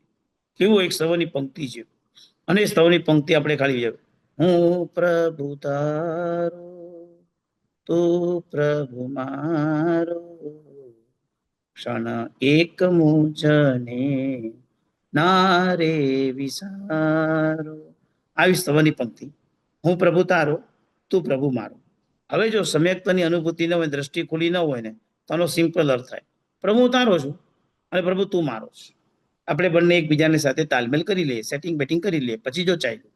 હવે આ જ વસ્તુ જ્યારે સમ્યક્ત ગુણની પ્રાપ્તિ થઈ જાય, નિર્મળ દર્શનની જ્યારે અનુભૂતિનું સ્તર આવે, આખો અર્થ બદલાઈ જાય. પ્રભુ હું ને મારો અને તારો, પ્રભુ હું ને મારો અને તારો, તું પ્રભુ મારો, હું પ્રભુ તારો, હું મારો અને તારો. પ્રભુ આટલો એક અધ્યાત્મ જગતનો સાર આમાં પકડાય, આ દ્રષ્ટિ પકડાય છે, આ દર્શન પકડાય છે. અને આ દર્શનની અનુભૂતિ કંઈક અદભુત હોય છે. શું એ કલ્પના હશે? રાવણની કેવી અનન્ય ભક્તિ હશે. રથમાં યુદ્ધ કરવા માટે ગયા છે અને નદી કિનારે છાવણી પાસે ઉતર્યા છે. છાવણીમાં પરમાત્માની રેણુની પ્રતિમા બનાવીને જે રાવણની ભક્તિ થતી. આખું રામાયણ તમે વાંચો તો રામાયણમાં રામ જ્યારે લંકા નગરીમાં પ્રવેશ કરે છે, ત્યારે રામને પૂછે છે, સાહેબ રાજગાદી પર? તો કે રાજગાદી નહીં, પેલા રાવણ જે દેરાસરમાં પરમાત્માની ભક્તિ કરતો હતો ને, એ દેરાસરમાં મારે પેલા ભક્તિ કરવી છે. આ ક્યારે ભાવ જાગે? મળતું હોય ત્યારે પણ સૌથી શ્રેષ્ઠ વસ્તુ લેવાના ભાવ ક્યારે જાગે? કે જ્યારે આપણે પોતે એ સમ્યક દર્શનની અનુભૂતિમાં કાંઈક યત્કિંચિત પ્રયત્ન કર્યો હોય અને આપણને નિર્મળ દર્શનતાની અનુભૂતિ થઈ હોય, ત્યારે આપણે વિચાર કરી શકીએ કે મને આ વસ્તુ જોઈએ છે. પ્રાર્થના આ છે, આ પ્રાર્થના છે. બસ પ્રભુ તારી કૃપાથી થાવ, બસ તારી કૃપા વરસશે, અંધાધાર ધોધ વરસશે, એટલે નિર્મળતા જ કંઈક અદભુત હશે. શ્રદ્ધા તો એટલી જામી ગઈ હશે કે કોઈ શ્રદ્ધાને દૂર જ નહીં કરી શકે.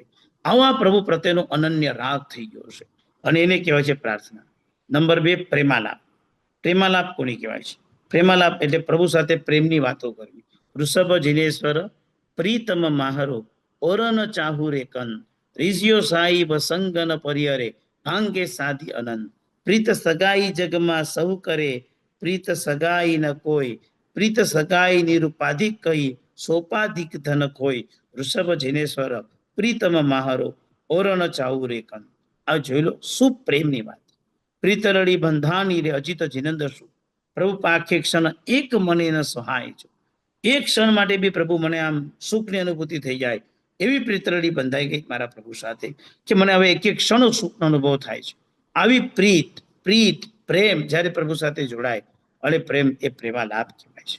જીન ભક્તિ કેવી સમકીતી આત્માની હોય, ક્યારેક પ્રાર્થના સ્વરૂપ હોય, તો ક્યારેક સુંદર મજાના અનુભૂતિને લઈને આવી એક પ્રેમાલાપ સ્વરૂપ હોય, તો ક્યારેક પડકાર પણ હોય છે. પડકારનો પણ એક એવો પદાર્થ છે, પડકાર એટલે પ્રભુ સાથે ઓલંભા ભક્તિ. કઈ ભક્તિ? ઓલંભા. ઓલંભાનો અર્થ છે ઉપાલમ. ઉપાલમનો અર્થ છે ઠપકો. ભગવાનને ઠપકો આપવાનો. તમે ક્યારે વિચાર કર્યું છે કે એક ભક્ત ભગવાનને જેને ઠપકો આપવા જાય, ભગવાનને કહી દે કે આ તમે ખોટું કર્યું છે, ભગવાનને કહી દે આ ભક્ત ભગવાન સાથે પણ પડકાર ફેંકી દે. મહાપુરુષો સ્તવનની પંક્તિમાં પડકાર ફેંકે છે. જોયેલું તમે સ્તવન, સૌ કોના મન વાંછિત પૂરો, ચિંતા સૌની ચૂરો, એવું બિરુદ જો રાજ તમારું કેમ રાખો છો દૂરે, સેવકને વલવલતો દેખી મનમાં મહેર ન કરશો, કરુણા સાગર કેમ કહેવાશો જો ઉપકાર ન કરશો, લટપટનું હવે કામ નહીં છે, પ્રત્યક્ષ દર્શન નદી છે, ધુવાડેથી જો નહીં સાહેબ પેટ પડ્યા પતિ છે. સ્તવનની પંક્તિના અર્થ જો, એક એક સ્તવન શું લખ્યું છે. આપણે ન કે તારા માથે પડ્યો છે, એમ એવો શબ્દ છે. પેટ પડ્યા, તારા પેટે પડ્યો છે, હવે તો દર્શન આપ, બસ દર્શન. કેવી સ્તવનની પંક્તિ. વર્ષો પહેલા સ્તવન ગવાતું, લલચાવશો દિન કેટલા મુજને દિલાસો દઈને. ભગવાન કેટલા દિવસ લલચાવશો, આજે દર્શન આપીશ, કાલે દર્શન આપીશ. લલચાવશો દિન કેટલા મુજને દિલાસો દઈને, હા ના રે મુક્તિ હા કીએ રે, ભાખીશું ભૈયા દેવ રહીને. કેવી પંક્તિઓ અને કેવા સમજાના ભાવ મૂક્યા છે. કાં તો હા પાડો ને કાં તો ના પાડો, આમાં બહુ ક્લિયર પ્રભાવ. ક્યારેક એમ થાય કે ભગવાનની ભક્તિ કરતા કરતા ભગવાનથી કેટલોય નિકટ પહોંચી ગયો છે કે ભગવાન સામે પડકાર ભક્તિ ફેંકે છે. ઉપાલંબ ભક્તિ, ઓલંભા ભક્તિ. દાદા બનીને બેસી ગયા છો, દાદ પણ દેતા નથી, સામેલ ઉભેલ ભક્તની સામું પણ જોતા નથી, દીધેલ કોલ ભૂલી ગયા છો, જાને જૂની ઓળખ નથી, પ્રશ્ન પૂછું છું કેટલા ઉત્તર પણ દેતા નથી.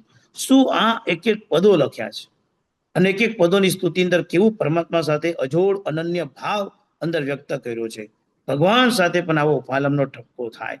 આ પડકાર ભક્તિ કેવી હોઈ શકે, કલ્પના કરો. મહિના 8 આટલા પડકાર એની સામે ઝીલાયા, છતાં બી એનું સંકિત થયું નથી. એટલું નહીં, ઉમરાણા પછી એક દિવસ દેરાસરમાં ભક્તિ કરતા હતા, અને એ ભક્તિ મેં તમને કીધું કમલ પ્રભા ત્યાં પધાર્યા. ક્ષણિક મહારાજા ત્યારે જેને બિચારનું કામ શ્રીપાલ રાજા એના માતાને જેને પગે લાગે છે, મહિના સમજી કે મહિના પગે લાગી અને પોતાના ઘરે લઈ ગયા. પછી શું ભક્તિ કરીશ, બસ માં એ માં, દીકરો મળ્યો છે ત્યારે માં એ મહિનાના વખાણ કરતા કે છે, બેટા મારો દીકરો તો રોગગ્રસ્ત થઈ ગયો હતો, પણ તેને સુવર્ણ કાઈ આપી દીધી, તે કેટલી કમાલ કરી દીધી. મહિના તારા ગુરુઓ બે મુખેથી વખાણ કરતા હતા, રાજકુમારી છે તું રાજકુમારી, તારા સાથે આ લગ્ન થયા છે દીકરા રાજકુમારી સાથે. મહિનાને ખબર હતી કેવા દુઃખમાં એને નીકળી છે, છતાં બી એને એટલું જ પરમ સ્મિત આપ્યું છે. કોઈ આર્ગ્યુમેન્ટ નહીં, આગળ પાછળનું કોઈ સમકીતી આત્મા આગળ પાછળ કાંઈ જોડાણ ન કરે, કશું જ ન બોલે. સમકીતી આત્મા જૂનું ન ગણાવે, તમને ખબર નથી મેં કેટલું દુઃખ જોયું છે, કેવી રીતે અહીંયા, કાંઈ નહીં, સહજતાથી બધી વસ્તુ લઈ લે. એને મન ક્યાંય ખાટું ના આવે, કશું જ ના આવે. એક દિવસ દેરાસરમાં ભક્તિ કરતા હતા, અને મહિના સુંદરીની માતા રૂપ સુંદરી દેરાસરમાં આવે છે. એની સાથે સખી પણ સાથે, જે પુણ્યપાલ રાજાને ત્યાં રહેવા જતી રહી છે, મામાને ત્યાં ઘર છોડ્યું છે. બહુ કાઠી હિંમત કરીને દેરાસરમાં આવે છે, બાકી દેરાસર નથી આવતી. પ્રદક્ષિણા કરતા કરતા સામે ચૈત્યવંદન કરતાના મહિના અને શ્રીપાલ તરફ એ બેનની નજર ગઈ. પેલી પ્રદક્ષિણામાં એટલું વિચારે છે, મારી મહિના જેવી જ નથી લાગતી, આ મારી મહિના જેવી જ લાગે છે. અને આટલી ભક્તિ કરવા છતાં બી થાય, સંસાર બી યાદ આવે. બીજી પ્રદક્ષિણા કરતા કરતા બી, અરે આ તો મારી મહિના જ છે, મહિનાના જ લક્ષણ છે, મહિના જ છે. અને ત્રીજી પ્રદક્ષિણામાં એની નજર બાજુ પર પડી. રૂપનો અંબાર, મારી દીકરી આવી નીકળી. કોઢિયાને પરણાવી હતી, અને કોઢિયાને પરણાવ્યા પછી મારી દીકરી આખો સંસાર બદલી નાખ્યો, વ્યક્તિ બદલી નાખ્યો, વર બદલી નાખ્યો. આવી નીકળી મારી દીકરી, મારા કુળનું કલંક કહેવાય, કલંક. આવું કર્યું. અને દેરાસરમાં ચોધારાસોએ રડવા લાગી. ચોધારાસોએ ભગવાન પાસે આજીજી કરવા લાગી, ભગવાન શું ધાર્યું તું અને શું થઈ ગયું, આવું થયું, મારા પેટે પથરા પાક્યા તો સારું થાત, આવી દીકરી પાકી. એટલે મહિનાએ મમ્મીને શાંત કરી, મમ્મી એ જ છે, બીજા નથી, એ જ હે, એ જ છે. તાવી કયા ક્યાંથી? મમ્મી આપણે નિસી બોલીને આવ્યા છે, દેરાસરમાં સંસ્થાની વાત ન થાય, બહાર જઈને. જોયું કેવું સંકેત છે. રડતી હતી માતાએ તો આશ્વાસન પણ ત્યાં આપી દીધું, પણ માતાએ આગળના પ્રશ્નો ચાલુ કર્યા તો કંઈ પણ દીધું. દેરાસરમાં છે બા, અહીંયા સમકીત આત્મા ભગવાનની આજ્ઞાનો ભંગ થાય ને, એ ક્યારેય પણ ઝંખે નહીં, ક્યારેય પણ એને વિચાર પણ ના આવે કે ભગવાનની આજ્ઞા ભાંગી શકાય, ક્યારેય પણ વિચાર ના આવે. એને આજ્ઞા પ્રત્યેનો પ્રેમ હોય, આજ્ઞા પાલન થાય એમાં એટલો બધો આનંદ આવે, આજ્ઞા પાલન થાય એટલો બધો એને વિશ્વાસ આવે કે પોતે જરા બી ચલાવી લેવાની વાત ન કરે, કે નહીં ભગવાનની આજ્ઞા એટલે ભગવાનની આજ્ઞા, આજ્ઞા પાલન કરવાની એટલે કરવાની.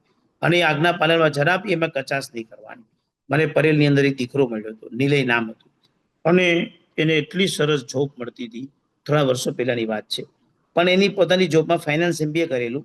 એ જોબમાં 2-3 શબ્દ એવા બોલવા પડે એમ હતા કે જે જનરલી આપણે આમ દુનિયામાં જનરલી કોઈ વ્યક્તિ ન બોલે, કે આપણી આજ્ઞાથી વિરુદ્ધ હતા. એને એના માટે કેટલા બધા આચકોનો અભિપ્રાય હતો કે સાહેબ શું કરું, સરસ જોબ, સારો પગાર, ગ્રોથ થાય એવું બધું એવન હતું. ખાલી 3 શબ્દ એવા હતા કે જે બોલી શકે એમ ન હતો, બાકી 150 શબ્દ બોલી શકે એમ હતા. બીજી બાજુ એની જોબ જઈ શકતી, કટોકટીનો સમય હતો. માતા પિતા તો એને ગાંડો કહેતા હતા કે લઈ લે જોબ. એનો દોસ્તાર કહેતો હતો અમને આ ઓફર નથી આવતી, તને આવે છે લઈ લે.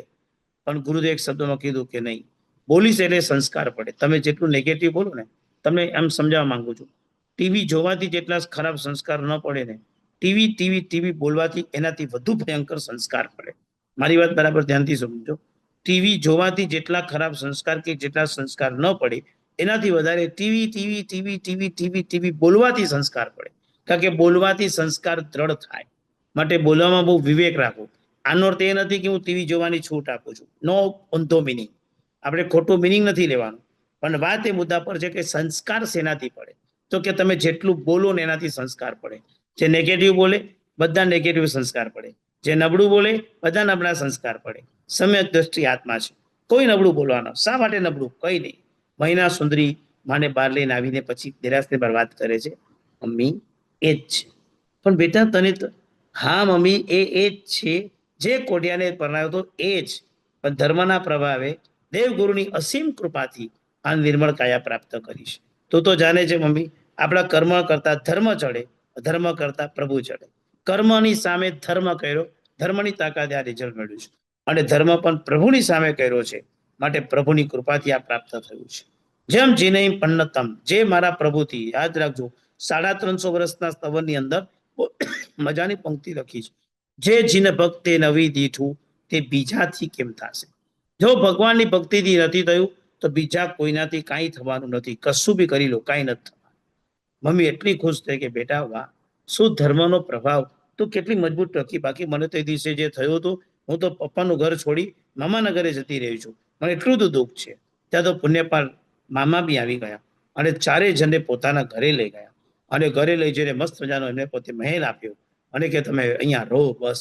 ધર્મના પ્રભાવે ડગલે પગલે હવે રિદ્ધિ સિદ્ધિ મળી રહી છે. ડગલે પગલે હવે બસ વિકાસ થઈ રહ્યો છે. અને વિકાસનું માધ્યમ અદ્ભુત રીતે જોડાઈ રહ્યું છે. આવા સમખીતી આત્મા પોતાની સગી બેન સુરસુંદરી, જેને રાજાને પરણાવી હતી, આખું કર્મ અને ભાગ્ય બદલાઈ ગયું. કારણ કે જૈન ધર્મની નિંદા થઈ હતી ને નિંદા કરી હતી. પુણ્ય પરવારી ગયું. નિંદા કરનારનું પુણ્ય પરવારે. આ 100% છે. वापिस एक बार रिपीट करना चाहता हूँ, निंदा करने वाले का पुण्य खत्म हो जाता है. बहुत स्पष्ट, पुण्य पूरा खत्म, राख रख्या हो जाएगा, रख्या बचेगा ही नहीं, कुछ नहीं बच पाएगा. क्योंकि अनिंदा कर ली, बात ही खत्म. भगवान को पसंद नहीं है, वो कर कैसे सकते, कर ली अभी नहीं हो पाएगा. पुण्य पूरा साफ हो गया, खलास हो गया અને પુણ્ય ચાલ્યું ગયું. હવે પુણ્ય પરવારી ગયું અને પુણ્ય પરવારે પછી વ્યક્તિ કોઈ પણ રીતે આગળ વધી ન શકે, એ પાકી વાત છે. અને પુણ્ય જેનું ગયું એ કહ્યું. 3 પ્રકારના નિમિત્ત. મહિના સુંદરી કેવી અદ્ભુત રીતે રસ્તાની અંદર જે સુર સુંદરીને એને પોતાને પતાઈએ સુખમાં પરણાવી હતી, એ સુર સુંદરીના એવા દિવસો આવ્યા કે રસ્તા પર નાચી રહી હતી. અને એ શો જોવા માટે શ્રીફળ મહિના પહોંચ્યા છે.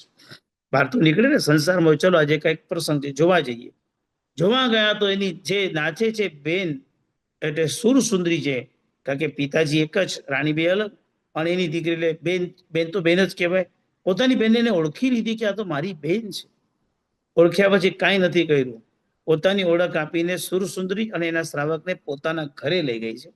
ઘરે લઈ જઈને કપડાથી માંડીને બધું જ પોતાનું આપ્યું છે, ઉત્તમ આપ્યું છે અને સાચવી છે.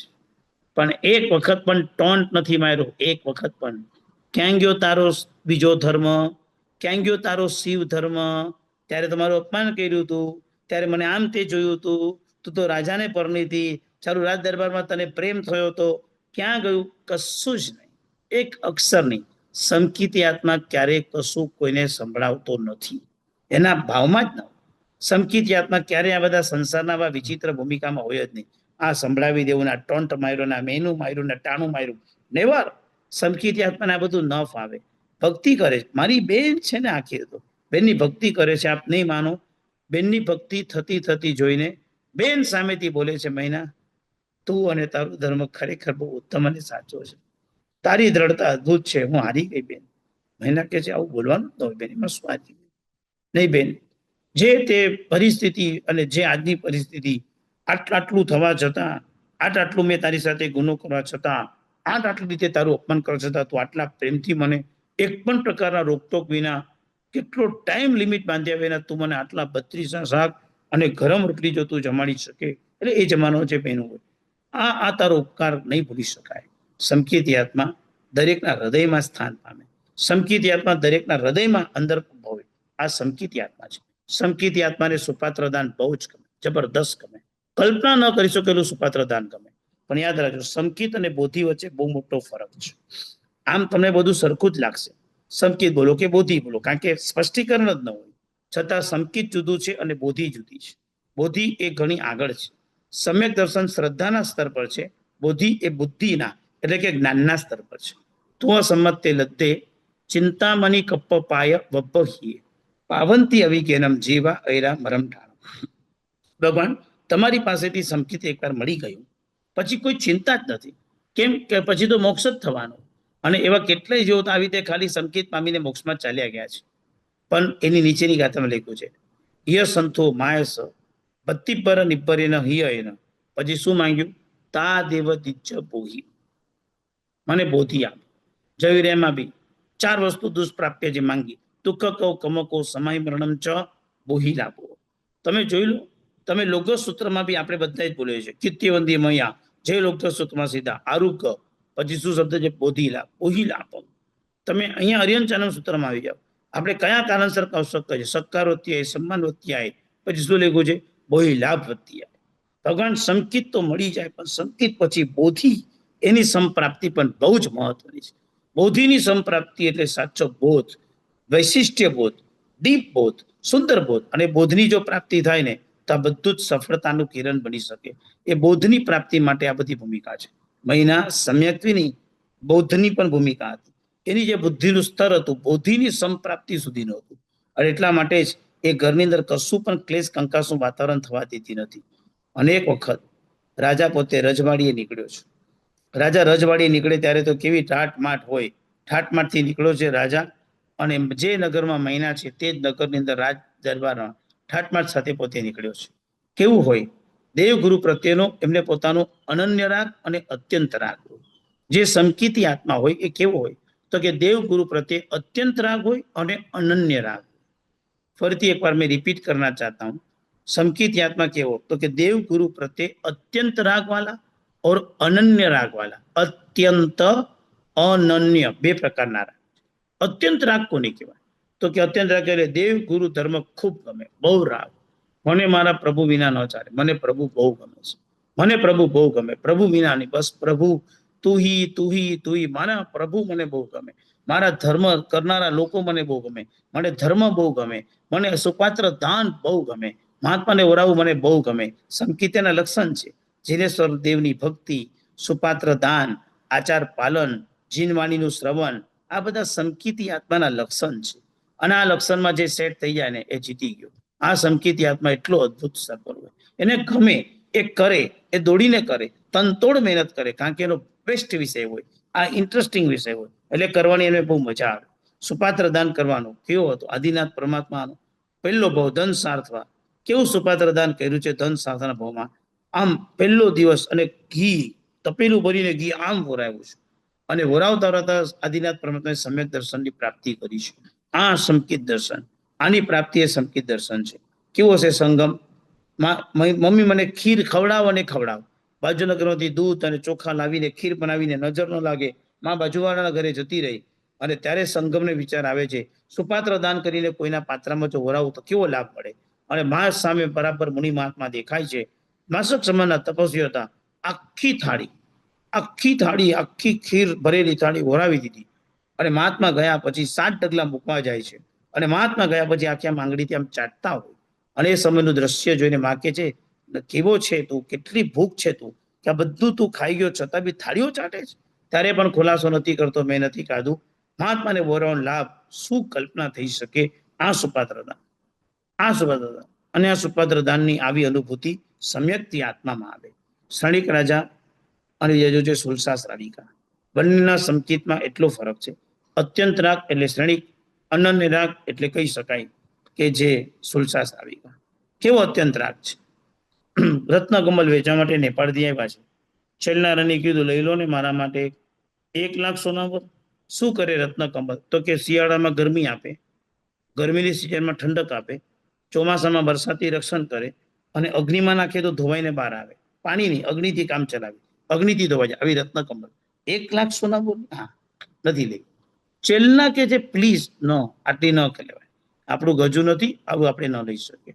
આપ નહીં માનો, જે શ્રેણિક મહારાજા એને ખાલી બીજે દિવસે કે રોજ આવીને ખાલી એમ કે પ્રભુ આ દિશામાં વિચરણ કરે છે, કે પ્રભુ આ દિશામાં વિચરણ કરે છે, એટલે ગળામાં રેલી ચેન આમ આપી દેતા. અને એ દિશામાં રોજ સોનાના ચોખાનો સાથીઓ કરતા. જવ, સોનાના જવ. જે માણસને ખાલી ભગવાનના સમાચાર દિશામાં મળે અને એ દિશાની અંદર આટલું બધું કરવાનો જો ભાવ જાગતો હોય, તે વ્યક્તિ કોઈને કંઈ ન આપે એવું બને. પત્નીને માટે રત્નકમલ ન ખરીદી શકે એવું પોસિબલ છે? પણ દેવગુરુ પ્રત્યે અત્યંત રાગ, આ જ સમ્યકતાના રક્ષણ છે. એટલે પરમાત્મા પ્રત્યેનો અત્યંત રાગ છે, એટલે પરમાત્મા માટે કશું જ જવા તૈયાર નથી. આનાથી પણ આગળ યાદ કરીએ તો અનન્ય રાગ. અનન્ય રાગ એટલે શું? ન અન્ય એટલે અનન્ય. દેવગુરુ જે ગમે એના જેવું બીજું કાંઈ ન ગમે. દેવગુરુ એટલા બધા ગમી ગયા હોય, અનન્ય રાગ. હવે એના તુલનામાં એની પાસે કાંઈ હોય જ, બધું ફીકું એની સામે. એને એમ જ લાગે બસ આ જ સૌથી શ્રેષ્ઠ, આ જ સૌથી મહાન, આના સિવાય બીજું કાંઈ જ નથી. કેવો છે સુલસા શ્રાવિકા? કેવી અનુભૂતિ હશે રાજગુરી નગરની અંદર સુલસા શ્રાવિકા રહે છે. આ બીજા નગરમાંથી પરિવ્રાજક નીકળ્યા છે, અંબળ પરિવ્રાજક નામ છે. અને પ્રભુને પૂછે છે, પ્રભુ રાજગીર નગરમાં જાઉં છું, કઈ સમાચાર? કે શ્રેણિક મહારાજા ત્યાં છે, રોજ સોનાના ચોખાથી સાથીઓ કરે છે. આવી અનન્ય ભક્તિ છે શ્રેણિક મહારાજાની, છતાં પરમાત્મા મહાવીર સ્વામીએ શ્રેણિક રાજા માટે કોઈ સમાચાર આપ્યા નથી, કોઈ સમાચાર.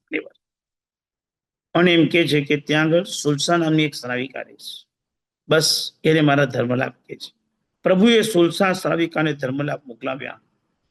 કલ્પના પ્રભુ આપ અને સાક્ષાત એવી કોણ છે સુલસા? તમને ઓળખ આપું, શ્રેણિક રાજા, એનો રથનો ડ્રાઈવર, એની પત્ની સુલસા શ્રાવિકા છે. શું લેવલ છે કઈ? ક્યાં શ્રેણિક, ક્યાં સુલસા? આમ પકડે. પણ એટલો તીર્થંકરનો ઉત્તમ આત્મા ક્યાંય પણ ભગવાન એને ધર્મલાભ કેવડાવ્યા છે. પરિવ્રાજક આવે છે, 2-3 પરીક્ષા કરે છે, આખું કાલ્પનિક સમસ્રણ બનાવીને પોતે દેશના આપે છે, અને એના ઘરે માણસો મોકલે છે શ્રાવકને. અને સુલસાને કે છે, સુલસા ભગવાન મહાવીર આવ્યા છે. મહાવીરનું રૂપ આખું સમસ્રણ, કારણ કે એની પાસે વૈખરી શક્તિ હતી, બધું બનાવી શકે. આખું વિકુરવી દીધું, આખું તૈયાર કરી દીધું, આવું વાતાવરણ આખું ઊભું કરી નાખ્યું. છતાં જોઈએ તો સુલસા આવી નથી. સુલસાના ઘરે માણસો મોકલે છે, ઘરે માણસો જાય છે, કે છે સુલસા તું આવી નહીં? તો કે ના.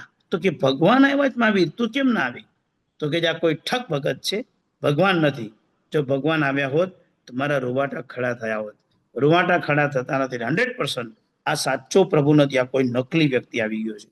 અને બસ એટલું સાંભળીને પરિવ્રાજક બધું વાંડપ કરી એના ઘરે આવે છે, માફી માંગે છે, અને કે છે બેન પરીક્ષા લીધી કે તને કેમ ધર્મલાભ હશે, પણ હું આ નગરીમાંથી આવ્યો છું અને ભગવાન મહાવીર સ્વામીને મળવા ગયો હતો, અને મેં એમને પૂછ્યું હતું, પ્રભુ તમારે આ નગરીમાં કોઈના માટે કઈ સમાચાર, કઈ કામ? ત્યારે પ્રભુએ કીધું હતું સુલસા શ્રાવિકાને ધર્મલાભ કે છે. બેન સમજાઈ ગયું.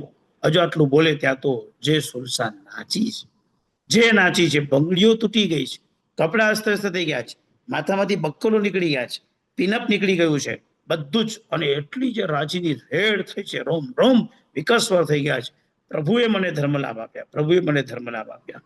આ ધર્મલાભ, આ સંકિત આત્મા, આવો અનન્ય રાગ સંકિત પ્રત્યેનો, શું કલ્પના કરી શકે આ સંકિતની ભૂમિકા?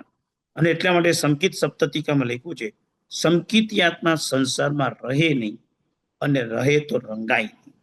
संकित आत्मा, वापिस एक बार मैं रिपीट करना चाहता हूं, संकित आत्मा संसार में रह नहीं सकता, यदि रहना पड़े तो उसके अंदर वो रंग रोकान नहीं कर सकता, इंटरेस्ट नहीं ले सकता, छोड़ देता. એને ન જ ગમે, સંકિત આત્માને ન જ ગમે. 1-2 પ્રશ્ન મૂકી દઉં છું, જવાબ પણ તમે સમજી જશો, જવાબ હું નહીં આપું. સંકિતથી આત્માને લઈને આજે સમ્યક દર્શનની વાત ચાલે છે એટલે પહેલો પ્રશ્ન આપું છું. જવાબ તમે નહીં આપશો તો પણ ચાલશે, આપશો તો પણ ચાલશે, ચેટમાં પણ મને કોઈ આગ્રહ નથી. પણ તમને સંકિતની મારી દ્રષ્ટિની વાત કરવી છે કે સમ્યક દર્શન શું છે એની આપણે એક નાનકડી ઝાંખી કરીએ, ભાંતિ કરીએ. સંકિતી, હવે તમને નાનો પ્રશ્ન કે જમણવારમાં આપણે જમવા માટે ગયા છીએ, પ્રાય આપણું એકાશનું છે અને એ વખતના સમયમાં આપણને બધાને 12 વાગ્યાના સમયે ભોજન મંડપમાં ભોજનની થાળીની સામે બેસાડી દીધા છે. ભોજનની થાળી પીરસાઈ એની શરૂઆત થઈ રહી છે પણ હજુ સુધી જામી નથી શરૂઆત, એટલે થોડી વાર લાગે એમ છે. અને એવી કડકડતી ભૂખ લાગી છે કે આમ આંખે તારા આવે છે, કેમ થાય કે હવે ખાવાનું આપો ભાઈ, નહીં આપશો તો નહીં ચાલે. અને આવા સમયમાં થોડી વારમાં એકદમ તમને ભાવતું ભોજન, માનો કે પૂરણપોળી તમને બહુ ભાવે છે અને ઘીમાં ચોબોડીને, રાજસ્થાની સ્ટાઇલમાં ઘીમાં ચોબોડીને આમ તમારી થાળીમાં પૂરણપોળી મુકાય તો એ વખતના સમયમાં સાચું કહેજો, આંખમાંથી પાણી આવશે કે મોઢામાંથી પાણી આવશે? બસ પ્રશ્ન આટલો જ છે કે આવા સમયમાં કોઈ ભાવતું ભોજન સામે આવે તો આંખમાંથી પાણી કે મોઢામાંથી પાણી? જો તમે સંકિતી આત્મા છો તો આંખમાંથી પાણી આવશે, જો સમ્યક દર્શન નથી, મિથ્યાત્વ છે, તો મોઢામાંથી પાણી આવશે. અને આમાં મહેરબાની કરીને હ્યુમન નેચર છે તો અહીંયા થાય બધી વાત નહીં કરવાની. આ હ્યુમન નેચર નહીં, આ હકીકતમાં એ ભૂમિકા છે. સંકિતી આત્માની આખી આધાર શક્તિ એવી રીતે ચાલતી હોય. અનારી પદની સાધના કરવાની છે, મોક્ષમાં કોઈ આહાર નથી, અનારી થવું છે, પણ ક્યાં સુધી એ અનારીના માર્ગ પર આહાર કરવો પડશે. તો આહાર છૂટશે જ નહીં તો અનારી પદ સુધી પહોંચશું કેવી રીતે? આરાધના બધી આપણે અનારી પદની કરીએ અને આપણે બધા આહાર સંજ્ઞામાં અટવાઈ ગયા છે તો કેમનું ચાલશે? કેમ ચાલશે? બીજો પ્રશ્ન પૂછી લો આ સંદર્ભની અંદર જે એને લગતો ઓળખતો છે. માનો કે બંને દીકરા સ્કૂલથી ઘરે આવ્યા, બહુ મધ્યમ પરિસ્થિતિનું ઘર, બહુ સુખી ઘર નહીં, આમ થોડું લો કાસ્ટનું, એટલે જગન્ય મધ્યમની વચનું. અને બંને દીકરાઓ ઘરે આવે છે, એકે પાણી માંગ્યું, એકે દૂધ માંગ્યું. પાણી એટલે ઘરે માટલાનું પાણી પીએ છે, માટલા. અને બીજાએ દૂધ માંગ્યું કે મમ્મી મને ગરમ દૂધ પીવું છે. મમ્મી અંદર કિચનમાં ગઈ, માટલામાંથી પાણીનો સચિત પાણીનો ગ્લાસ ભર્યો અને આ બાજુ દીકરા માટે દૂધ ગરમ કર્યું, એ કપમાં લીધું. એક થાળી ટ્રેની અંદર દૂધ અને પાણી લઈને માં બહાર આવતી હતી, પગની અંદર ઉમરો ક્યાંક ફસાઈ ગયો, આવી ગયો ઘરનો અને માં સીધી પડી ગઈ. પડી તો ગઈ એટલે ગ્લાસ ભરીને દૂધ પણ ધોડાઈ ગયું, ગ્લાસ ભરીને પાણી પણ ધોડાઈ ગયું. હવે સાચું કહેજો કે તમે અહીંયા આગળ ક્યાં વધારે વિચારણા કરશો? તમને દુઃખ શેમાં થશે? દૂધ ધોડાય તેમાં કે પાણી ધોડાય તેમાં? તો કે સ્વાભાવિક છે ને, દૂધમાં જ થાય ને. કેટલું મોંઘું દૂધ છે, સસ્તું થોડી છે. આ દૂધ ધોડાય એમાં જ આપણને દુઃખ થાય, એમાં ક્યાં છે? દૂધ ત્યાં જ રાખીએ, ત્યાં જ આપણને થાય. તો એ વખતના સમયની અંદર જો દૂધ ધોળાવાથી આટલી બધી ભૂમિકાથી જો દુઃખ થાય, પણ મિથ્યાત્વી આત્માને દૂધ ધોળાવાથી થાય, સંકિતી આત્માને પાણી ધોળાવાથી થાય. કેમ? શા માટે? તો કે દૂધમાં કોઈ જીવ નથી, જ્યારે પાણીના એક ટીપામાં અસંખ્ય જીવો છે, અસંખ્ય. આટલા બધા જીવો આમને આમ મૃત્યુ પામી ગયા, આમને આમ મરણના શરણ જતા રહ્યા. દુઃખ વધારે એનું હોય, આ દુઃખ સૌથી વધારે લાગી આવે. આ દુઃખનો અનુભવ જ્યાં થાય એટલે કહેવાય કે સંકિતી આત્મા છે. આપણી દ્રષ્ટિ પણ એ થઈ જાય. 67 સંકિત દર્શનના ગુણ 67 છે. 67 સાથિયા, 67 ખમાસમના, 67 વખત આપણે પ્રદક્ષિણા, 67 અને 67 લોકો શ્લોક આવશ્યક. ઓમ રીમ નમો દંસન પદની 20 પાંધી માળા, 2 ટાઈમ પ્રતિગમન, 3 ટાઈમ દેવવંદન, પચકાન પારવાની સૂક્ષ્મ વિધિ, 2 ટાઈમ પડીલેયન. આ બધું જ કરવા દ્વારા મૂળ પરંપરાથી સુંદર મજાની આરાધનામાં આપણે બધા આગળ વધીએ. એ જ શુભ અભ્યર્થના. સાથે સાથે દર વખતે આપણે એક નાનો નિયમ લઈએ છીએ. આજે આપણે એક આવો નાનો નિયમ લઈએ, સમ્યક દર્શન છે. સમ્યક દર્શન એટલે શું? તો કે પ્રભુના દર્શન કરીને નિર્મળતા પ્રાપ્ત કરવી. તો થઈ શકે તો કાલે એક જીનાલય તો તમે દર્શન કરતા જ હશો, એક પ્રભુના તો તમે દર્શન કરતા હશો. આવતીકાલનો દિવસ એટલો સરસ કરજો કે જીનાલયમાં જેટલા પ્રભુ છે ને એ બધાની સામે ઉભા રહીને મારે 10-10 સેકન્ડ ઉભા રહે. કારણ કે ઘણી વખત શું થાય, મુન્નાઈ દાદા પાસે આપણે ઉભા રહીએ, આજુબાજુની અંદર પછી આપણે ફટાટ દર્શન કરી લેતા હોય. એટલે જે પ્રભુના દર્શન કરીએ છીએ ત્યાં નિર્મળ દર્શનતાની અનુભૂતિ આવી રીતે કરીએ કે દરેક પ્રભુની પાસે 10-10 સેકન્ડ ઉભા રહેવું. આવો એક ભાવ રાખીને સમ્યક દર્શનની નિર્મળતા કરજો અને સંકિત દર્શનની નિર્મળતાના ભાવમાં રમજો. નંબર 2, સમ્યક દર્શનનો એક છે તત્વાર્થ શ્રદ્ધા, તત્વ પ્રત્યેની અદ્ભુત શ્રદ્ધા. ખાલી માત્ર આજે રાતના સુતી વખતે આટલું વાક્ય બોલીને સોજો, જમ જીનેહિ પન્નતમ તમેવ સચ્ચમ નિસંકમ. ગુજરાતીમાં આટલું જ બોલવાનું છે, મારા પ્રભુએ જે કહ્યું છે તે સાચું છે. બસ આટલું જ સેન્ટેન્સ. હું નિયમ આટલો નાનો આપવાનો છું, બીજો કોઈ નિયમ નથી આપવાનો. આટલું જ મારા પ્રભુએ જે કહ્યું છે તે સાચું જ કહ્યું છે. જમ જીનેહી પન્નતમ તમેવ સચ્ચમ નિસંકમ. આટલું બોલવાનું છે. ફરીથી એકવાર રિપીટ કરતા, મેરે પ્રભુને જો કહા હૈ વો સચ હી કહા. મારા પ્રભુએ જે કીધું છે તે સાચું જ કહ્યું છે. આટલો નાનો નિયમ. નવરદનો સિદ્ધાંતમ ધારના બચકાનું સગારીને મહત્રાગારીને સત્યાગારીને ઓછી રહી. જ્યારે જ્યારે કોઈ પણ સંઘની અંદર કે કોઈ બી સંસ્થામાં આવી સરસ ચૈત્ય પરિપાટીઓ જોડાય, આવી સરસ આરાધનાઓ જોડાય, ત્યારે તે વખતે તન મન ધનથી લાભ લેજો. શરીરની શક્તિ પણ વાપરજો. પણ તમે જાણો છો કોઈ પણ કાર્ય સંપત્તિ વિના થઈ શકવાના જ નથી. માટે એ વખતના સમયની અંદર સંકેતથી ત્યારે આપણે જે પણ કઈ સંપત્તિ હશે, સંપત્તિથી જ આપણે કાર્ય કરી શકશું. તો તે વખતના સમયમાં આપણે એ ખાસ આ કોઈ પણ કાર્ય બિરદાવવા માટે ભગવાને આપણને ખૂબ આપ્યું છે. પ્રભુએ આપણને ઘણી બધી અનુકૂળતા કરી છે. તો પુણ્યાનબંધી પુણ્ય બાંધવાનો અવસર આવે તે વખતના અવસરને ક્યારેય છોડતા નહીં. જેટલું બને એટલું સત્વરે અને તત્વરે આ ભાવમાં રમશો ને તો તમને પુણ્યાનબંધી પુણ્યની અનુભૂતિ થયા વિના નહીં રહે. સમયની આધીન હવે આપણે કોઈને પણ પ્રશ્ન પૂછાય તો પ્રશ્ન પૂછી શકાય છે. આવતીકાલનો દિવસ 31 તારીખ આપણે પહેલા ક્લાસ થશે. ક્લાસ આપણો થોડોક ઓછો ટાઈમ હશે અને એ ઓછો ટાઈમ પૂરો થયા પછી તરત જ ઓમ બ્રીમ શ્રીમ અરહમ નમોના જાપ આશીષભાઈ મહેતાના માધ્યમે એમના સાથે એમના સહકારથી આપણે બધા કરશું. વિશ્વની અંદર પુણ્ય વધારવા માટે અદ્ભુત જાતનું આલંબન લેવામાં આવ્યું છે અને સાથે સાથે બીજી આગળ જૈનાના ઘણા બધા સર્જાના કાર્યો, એ બધા કાર્યોની વાતો આપણે આગળ થશે. પારસભાઈ અતુલ બોલું છું. એ કાલે નથી, ટ્યુઝડે છે. એટલે આજે અહીંયા રવિવાર છે, કાલે સોમવાર અને પછી મંગળવારે રાખેલું છે આપણે જાપનું. ઓકે, તો મને 31 તારીખ અતુલભાઈએ કરેક્ટ કરી લીધું. 31 તારીખ તો મારે કાલે જ આવશે ને? તમારે તો તમારા માટે કાલે આવશે. તમારે 1 એપ્રિલ સવારે. તમારા માટે સવારે 1 એપ્રિલ થશે. મને 31 તારીખ આપી દીધી, હું 31 તારીખ થી ચાલુ. સોરી. ના વાંધો નહીં.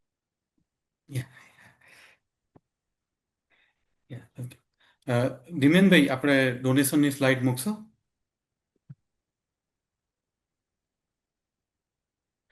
ત્યાં સુધી પ્રણામ પારસભાઈ. આપના લેક્ચર બહુ જ સરસ થઈ રહ્યા છે. એક આપણા સાધાર્મિક શ્રાવિકાબેનનો મેસેજ છે, એ વાંચું છું. આપ ગુરુ પ્રણામ પંડિતજી.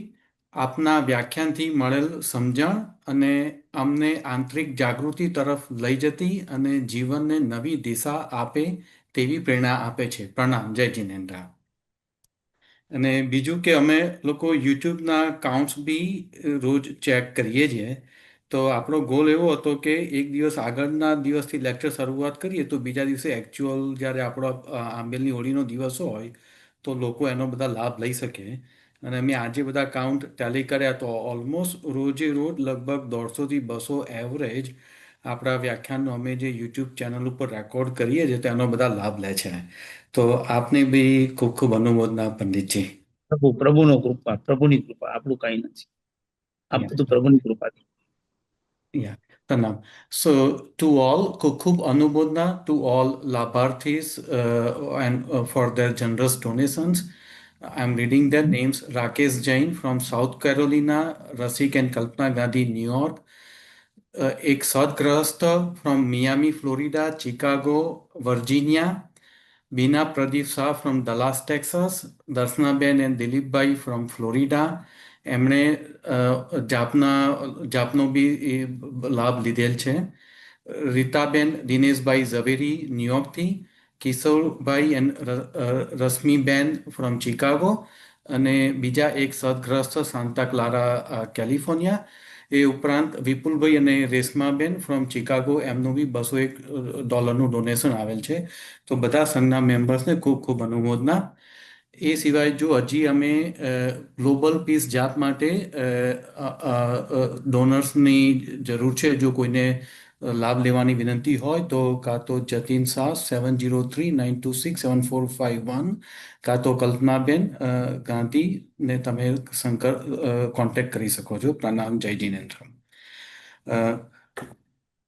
એ સિવાય બસ પારસભાઈ આપ પ્રાર્થના કરાવો અને પછી આપણે સેશન એન્ડ કરીશું આજનું. खामि सब जीवे सव्ये जीवा कमन्तु मे मित्ति मे सब भूयेषु वेरं मज्जन केनयि शिवमस्तु सर्वजगतः परेत निरता भवन्तु भूतगणा दोषा प्रयान्तु नाशं सर्वत्र सुखी भवतु लोकः चत्तारि मङ्गलमर्यन्ता मङ्गलं सिद्धा मङ्गलं साहु मङ्गलं केवलिपन्नतो धम्म मङ्गलं चत्तारि लोकुत्तमर्यन्ता लोकुत्तम सिद्धा लोकुत्तम साहु लोकुत्तम केवलिपन्नतो धम्मो लोकुत्तमो चत्तारि शरणं पवच्चामि अरिहन्ते शरणं पवचामि सिद्धे शरणं पवचामि साहु शरणं पवचामि केवलिपन्नतं धम्मं शरणं पवचामि पानायवालं मरियं चौरिकं म्योनदयनवचं कोहं मानं मायलों पिज्जं तादुसं कलम बकान पेशनु रे समावतं परपरिवारमाय समिच्छत सलं च ओस्त्रिसेमाय मुखमक संसक विक भोय दुकै निबंधनाय 18 पवटाणायेम एगोम नत्ति में कोई नाम न सकसे एवमति मनुष्य पाण मनुषासई एगो में सासो पनानंद से सामे वैर भाव सभे संजोग लखना संजोग मूला जीवेर पत्ता दुख परंपरा तमा संजोग संबंधम श्रवम तिवेर वसिरियम अरिहंतो महादेव जावत जीवम सुसाउ न गुणो जिन पन्नतम तत्तम यसम्मतम मय गयम कमिय खमाव्य मय कम सब जीवनिकाय सिद्धसा कालो एन मुझ वैर भाव सभी जीवा कम स 14 राजमोहंत तेमे सब खमाव्य मुझ विधेय खमंत जम जम मणिन बद्धम जम जम वायन भाष्यम पावम जम जम कायन कायम મિચ્છામિ દુક્કડમ તસ્સ મિચ્છામિ દુક્કડમ તસ્સ દરેક ઓળીના તપસ્વીઓ બધા સાતામાસો જેમને કદાચ તપ નહીં થતો હોય તો ઓળીની આરાધના કરાવવા જનારા વ્યવસ્થા કરનારા પીરસનારા બધા જ લોકો સાતામાસો અને બહુ સરસ બધાની આરાધના ચાલતી હશે બધા લોકોએ આરાધના સરસ કરી હશે તમને ખરેખર સુખ સાતા અને તપસ્વીઓની ખૂબ ખૂબ અનુમોદના બોલો શ્રી આદિશ્વર ભગવાન કી જય જય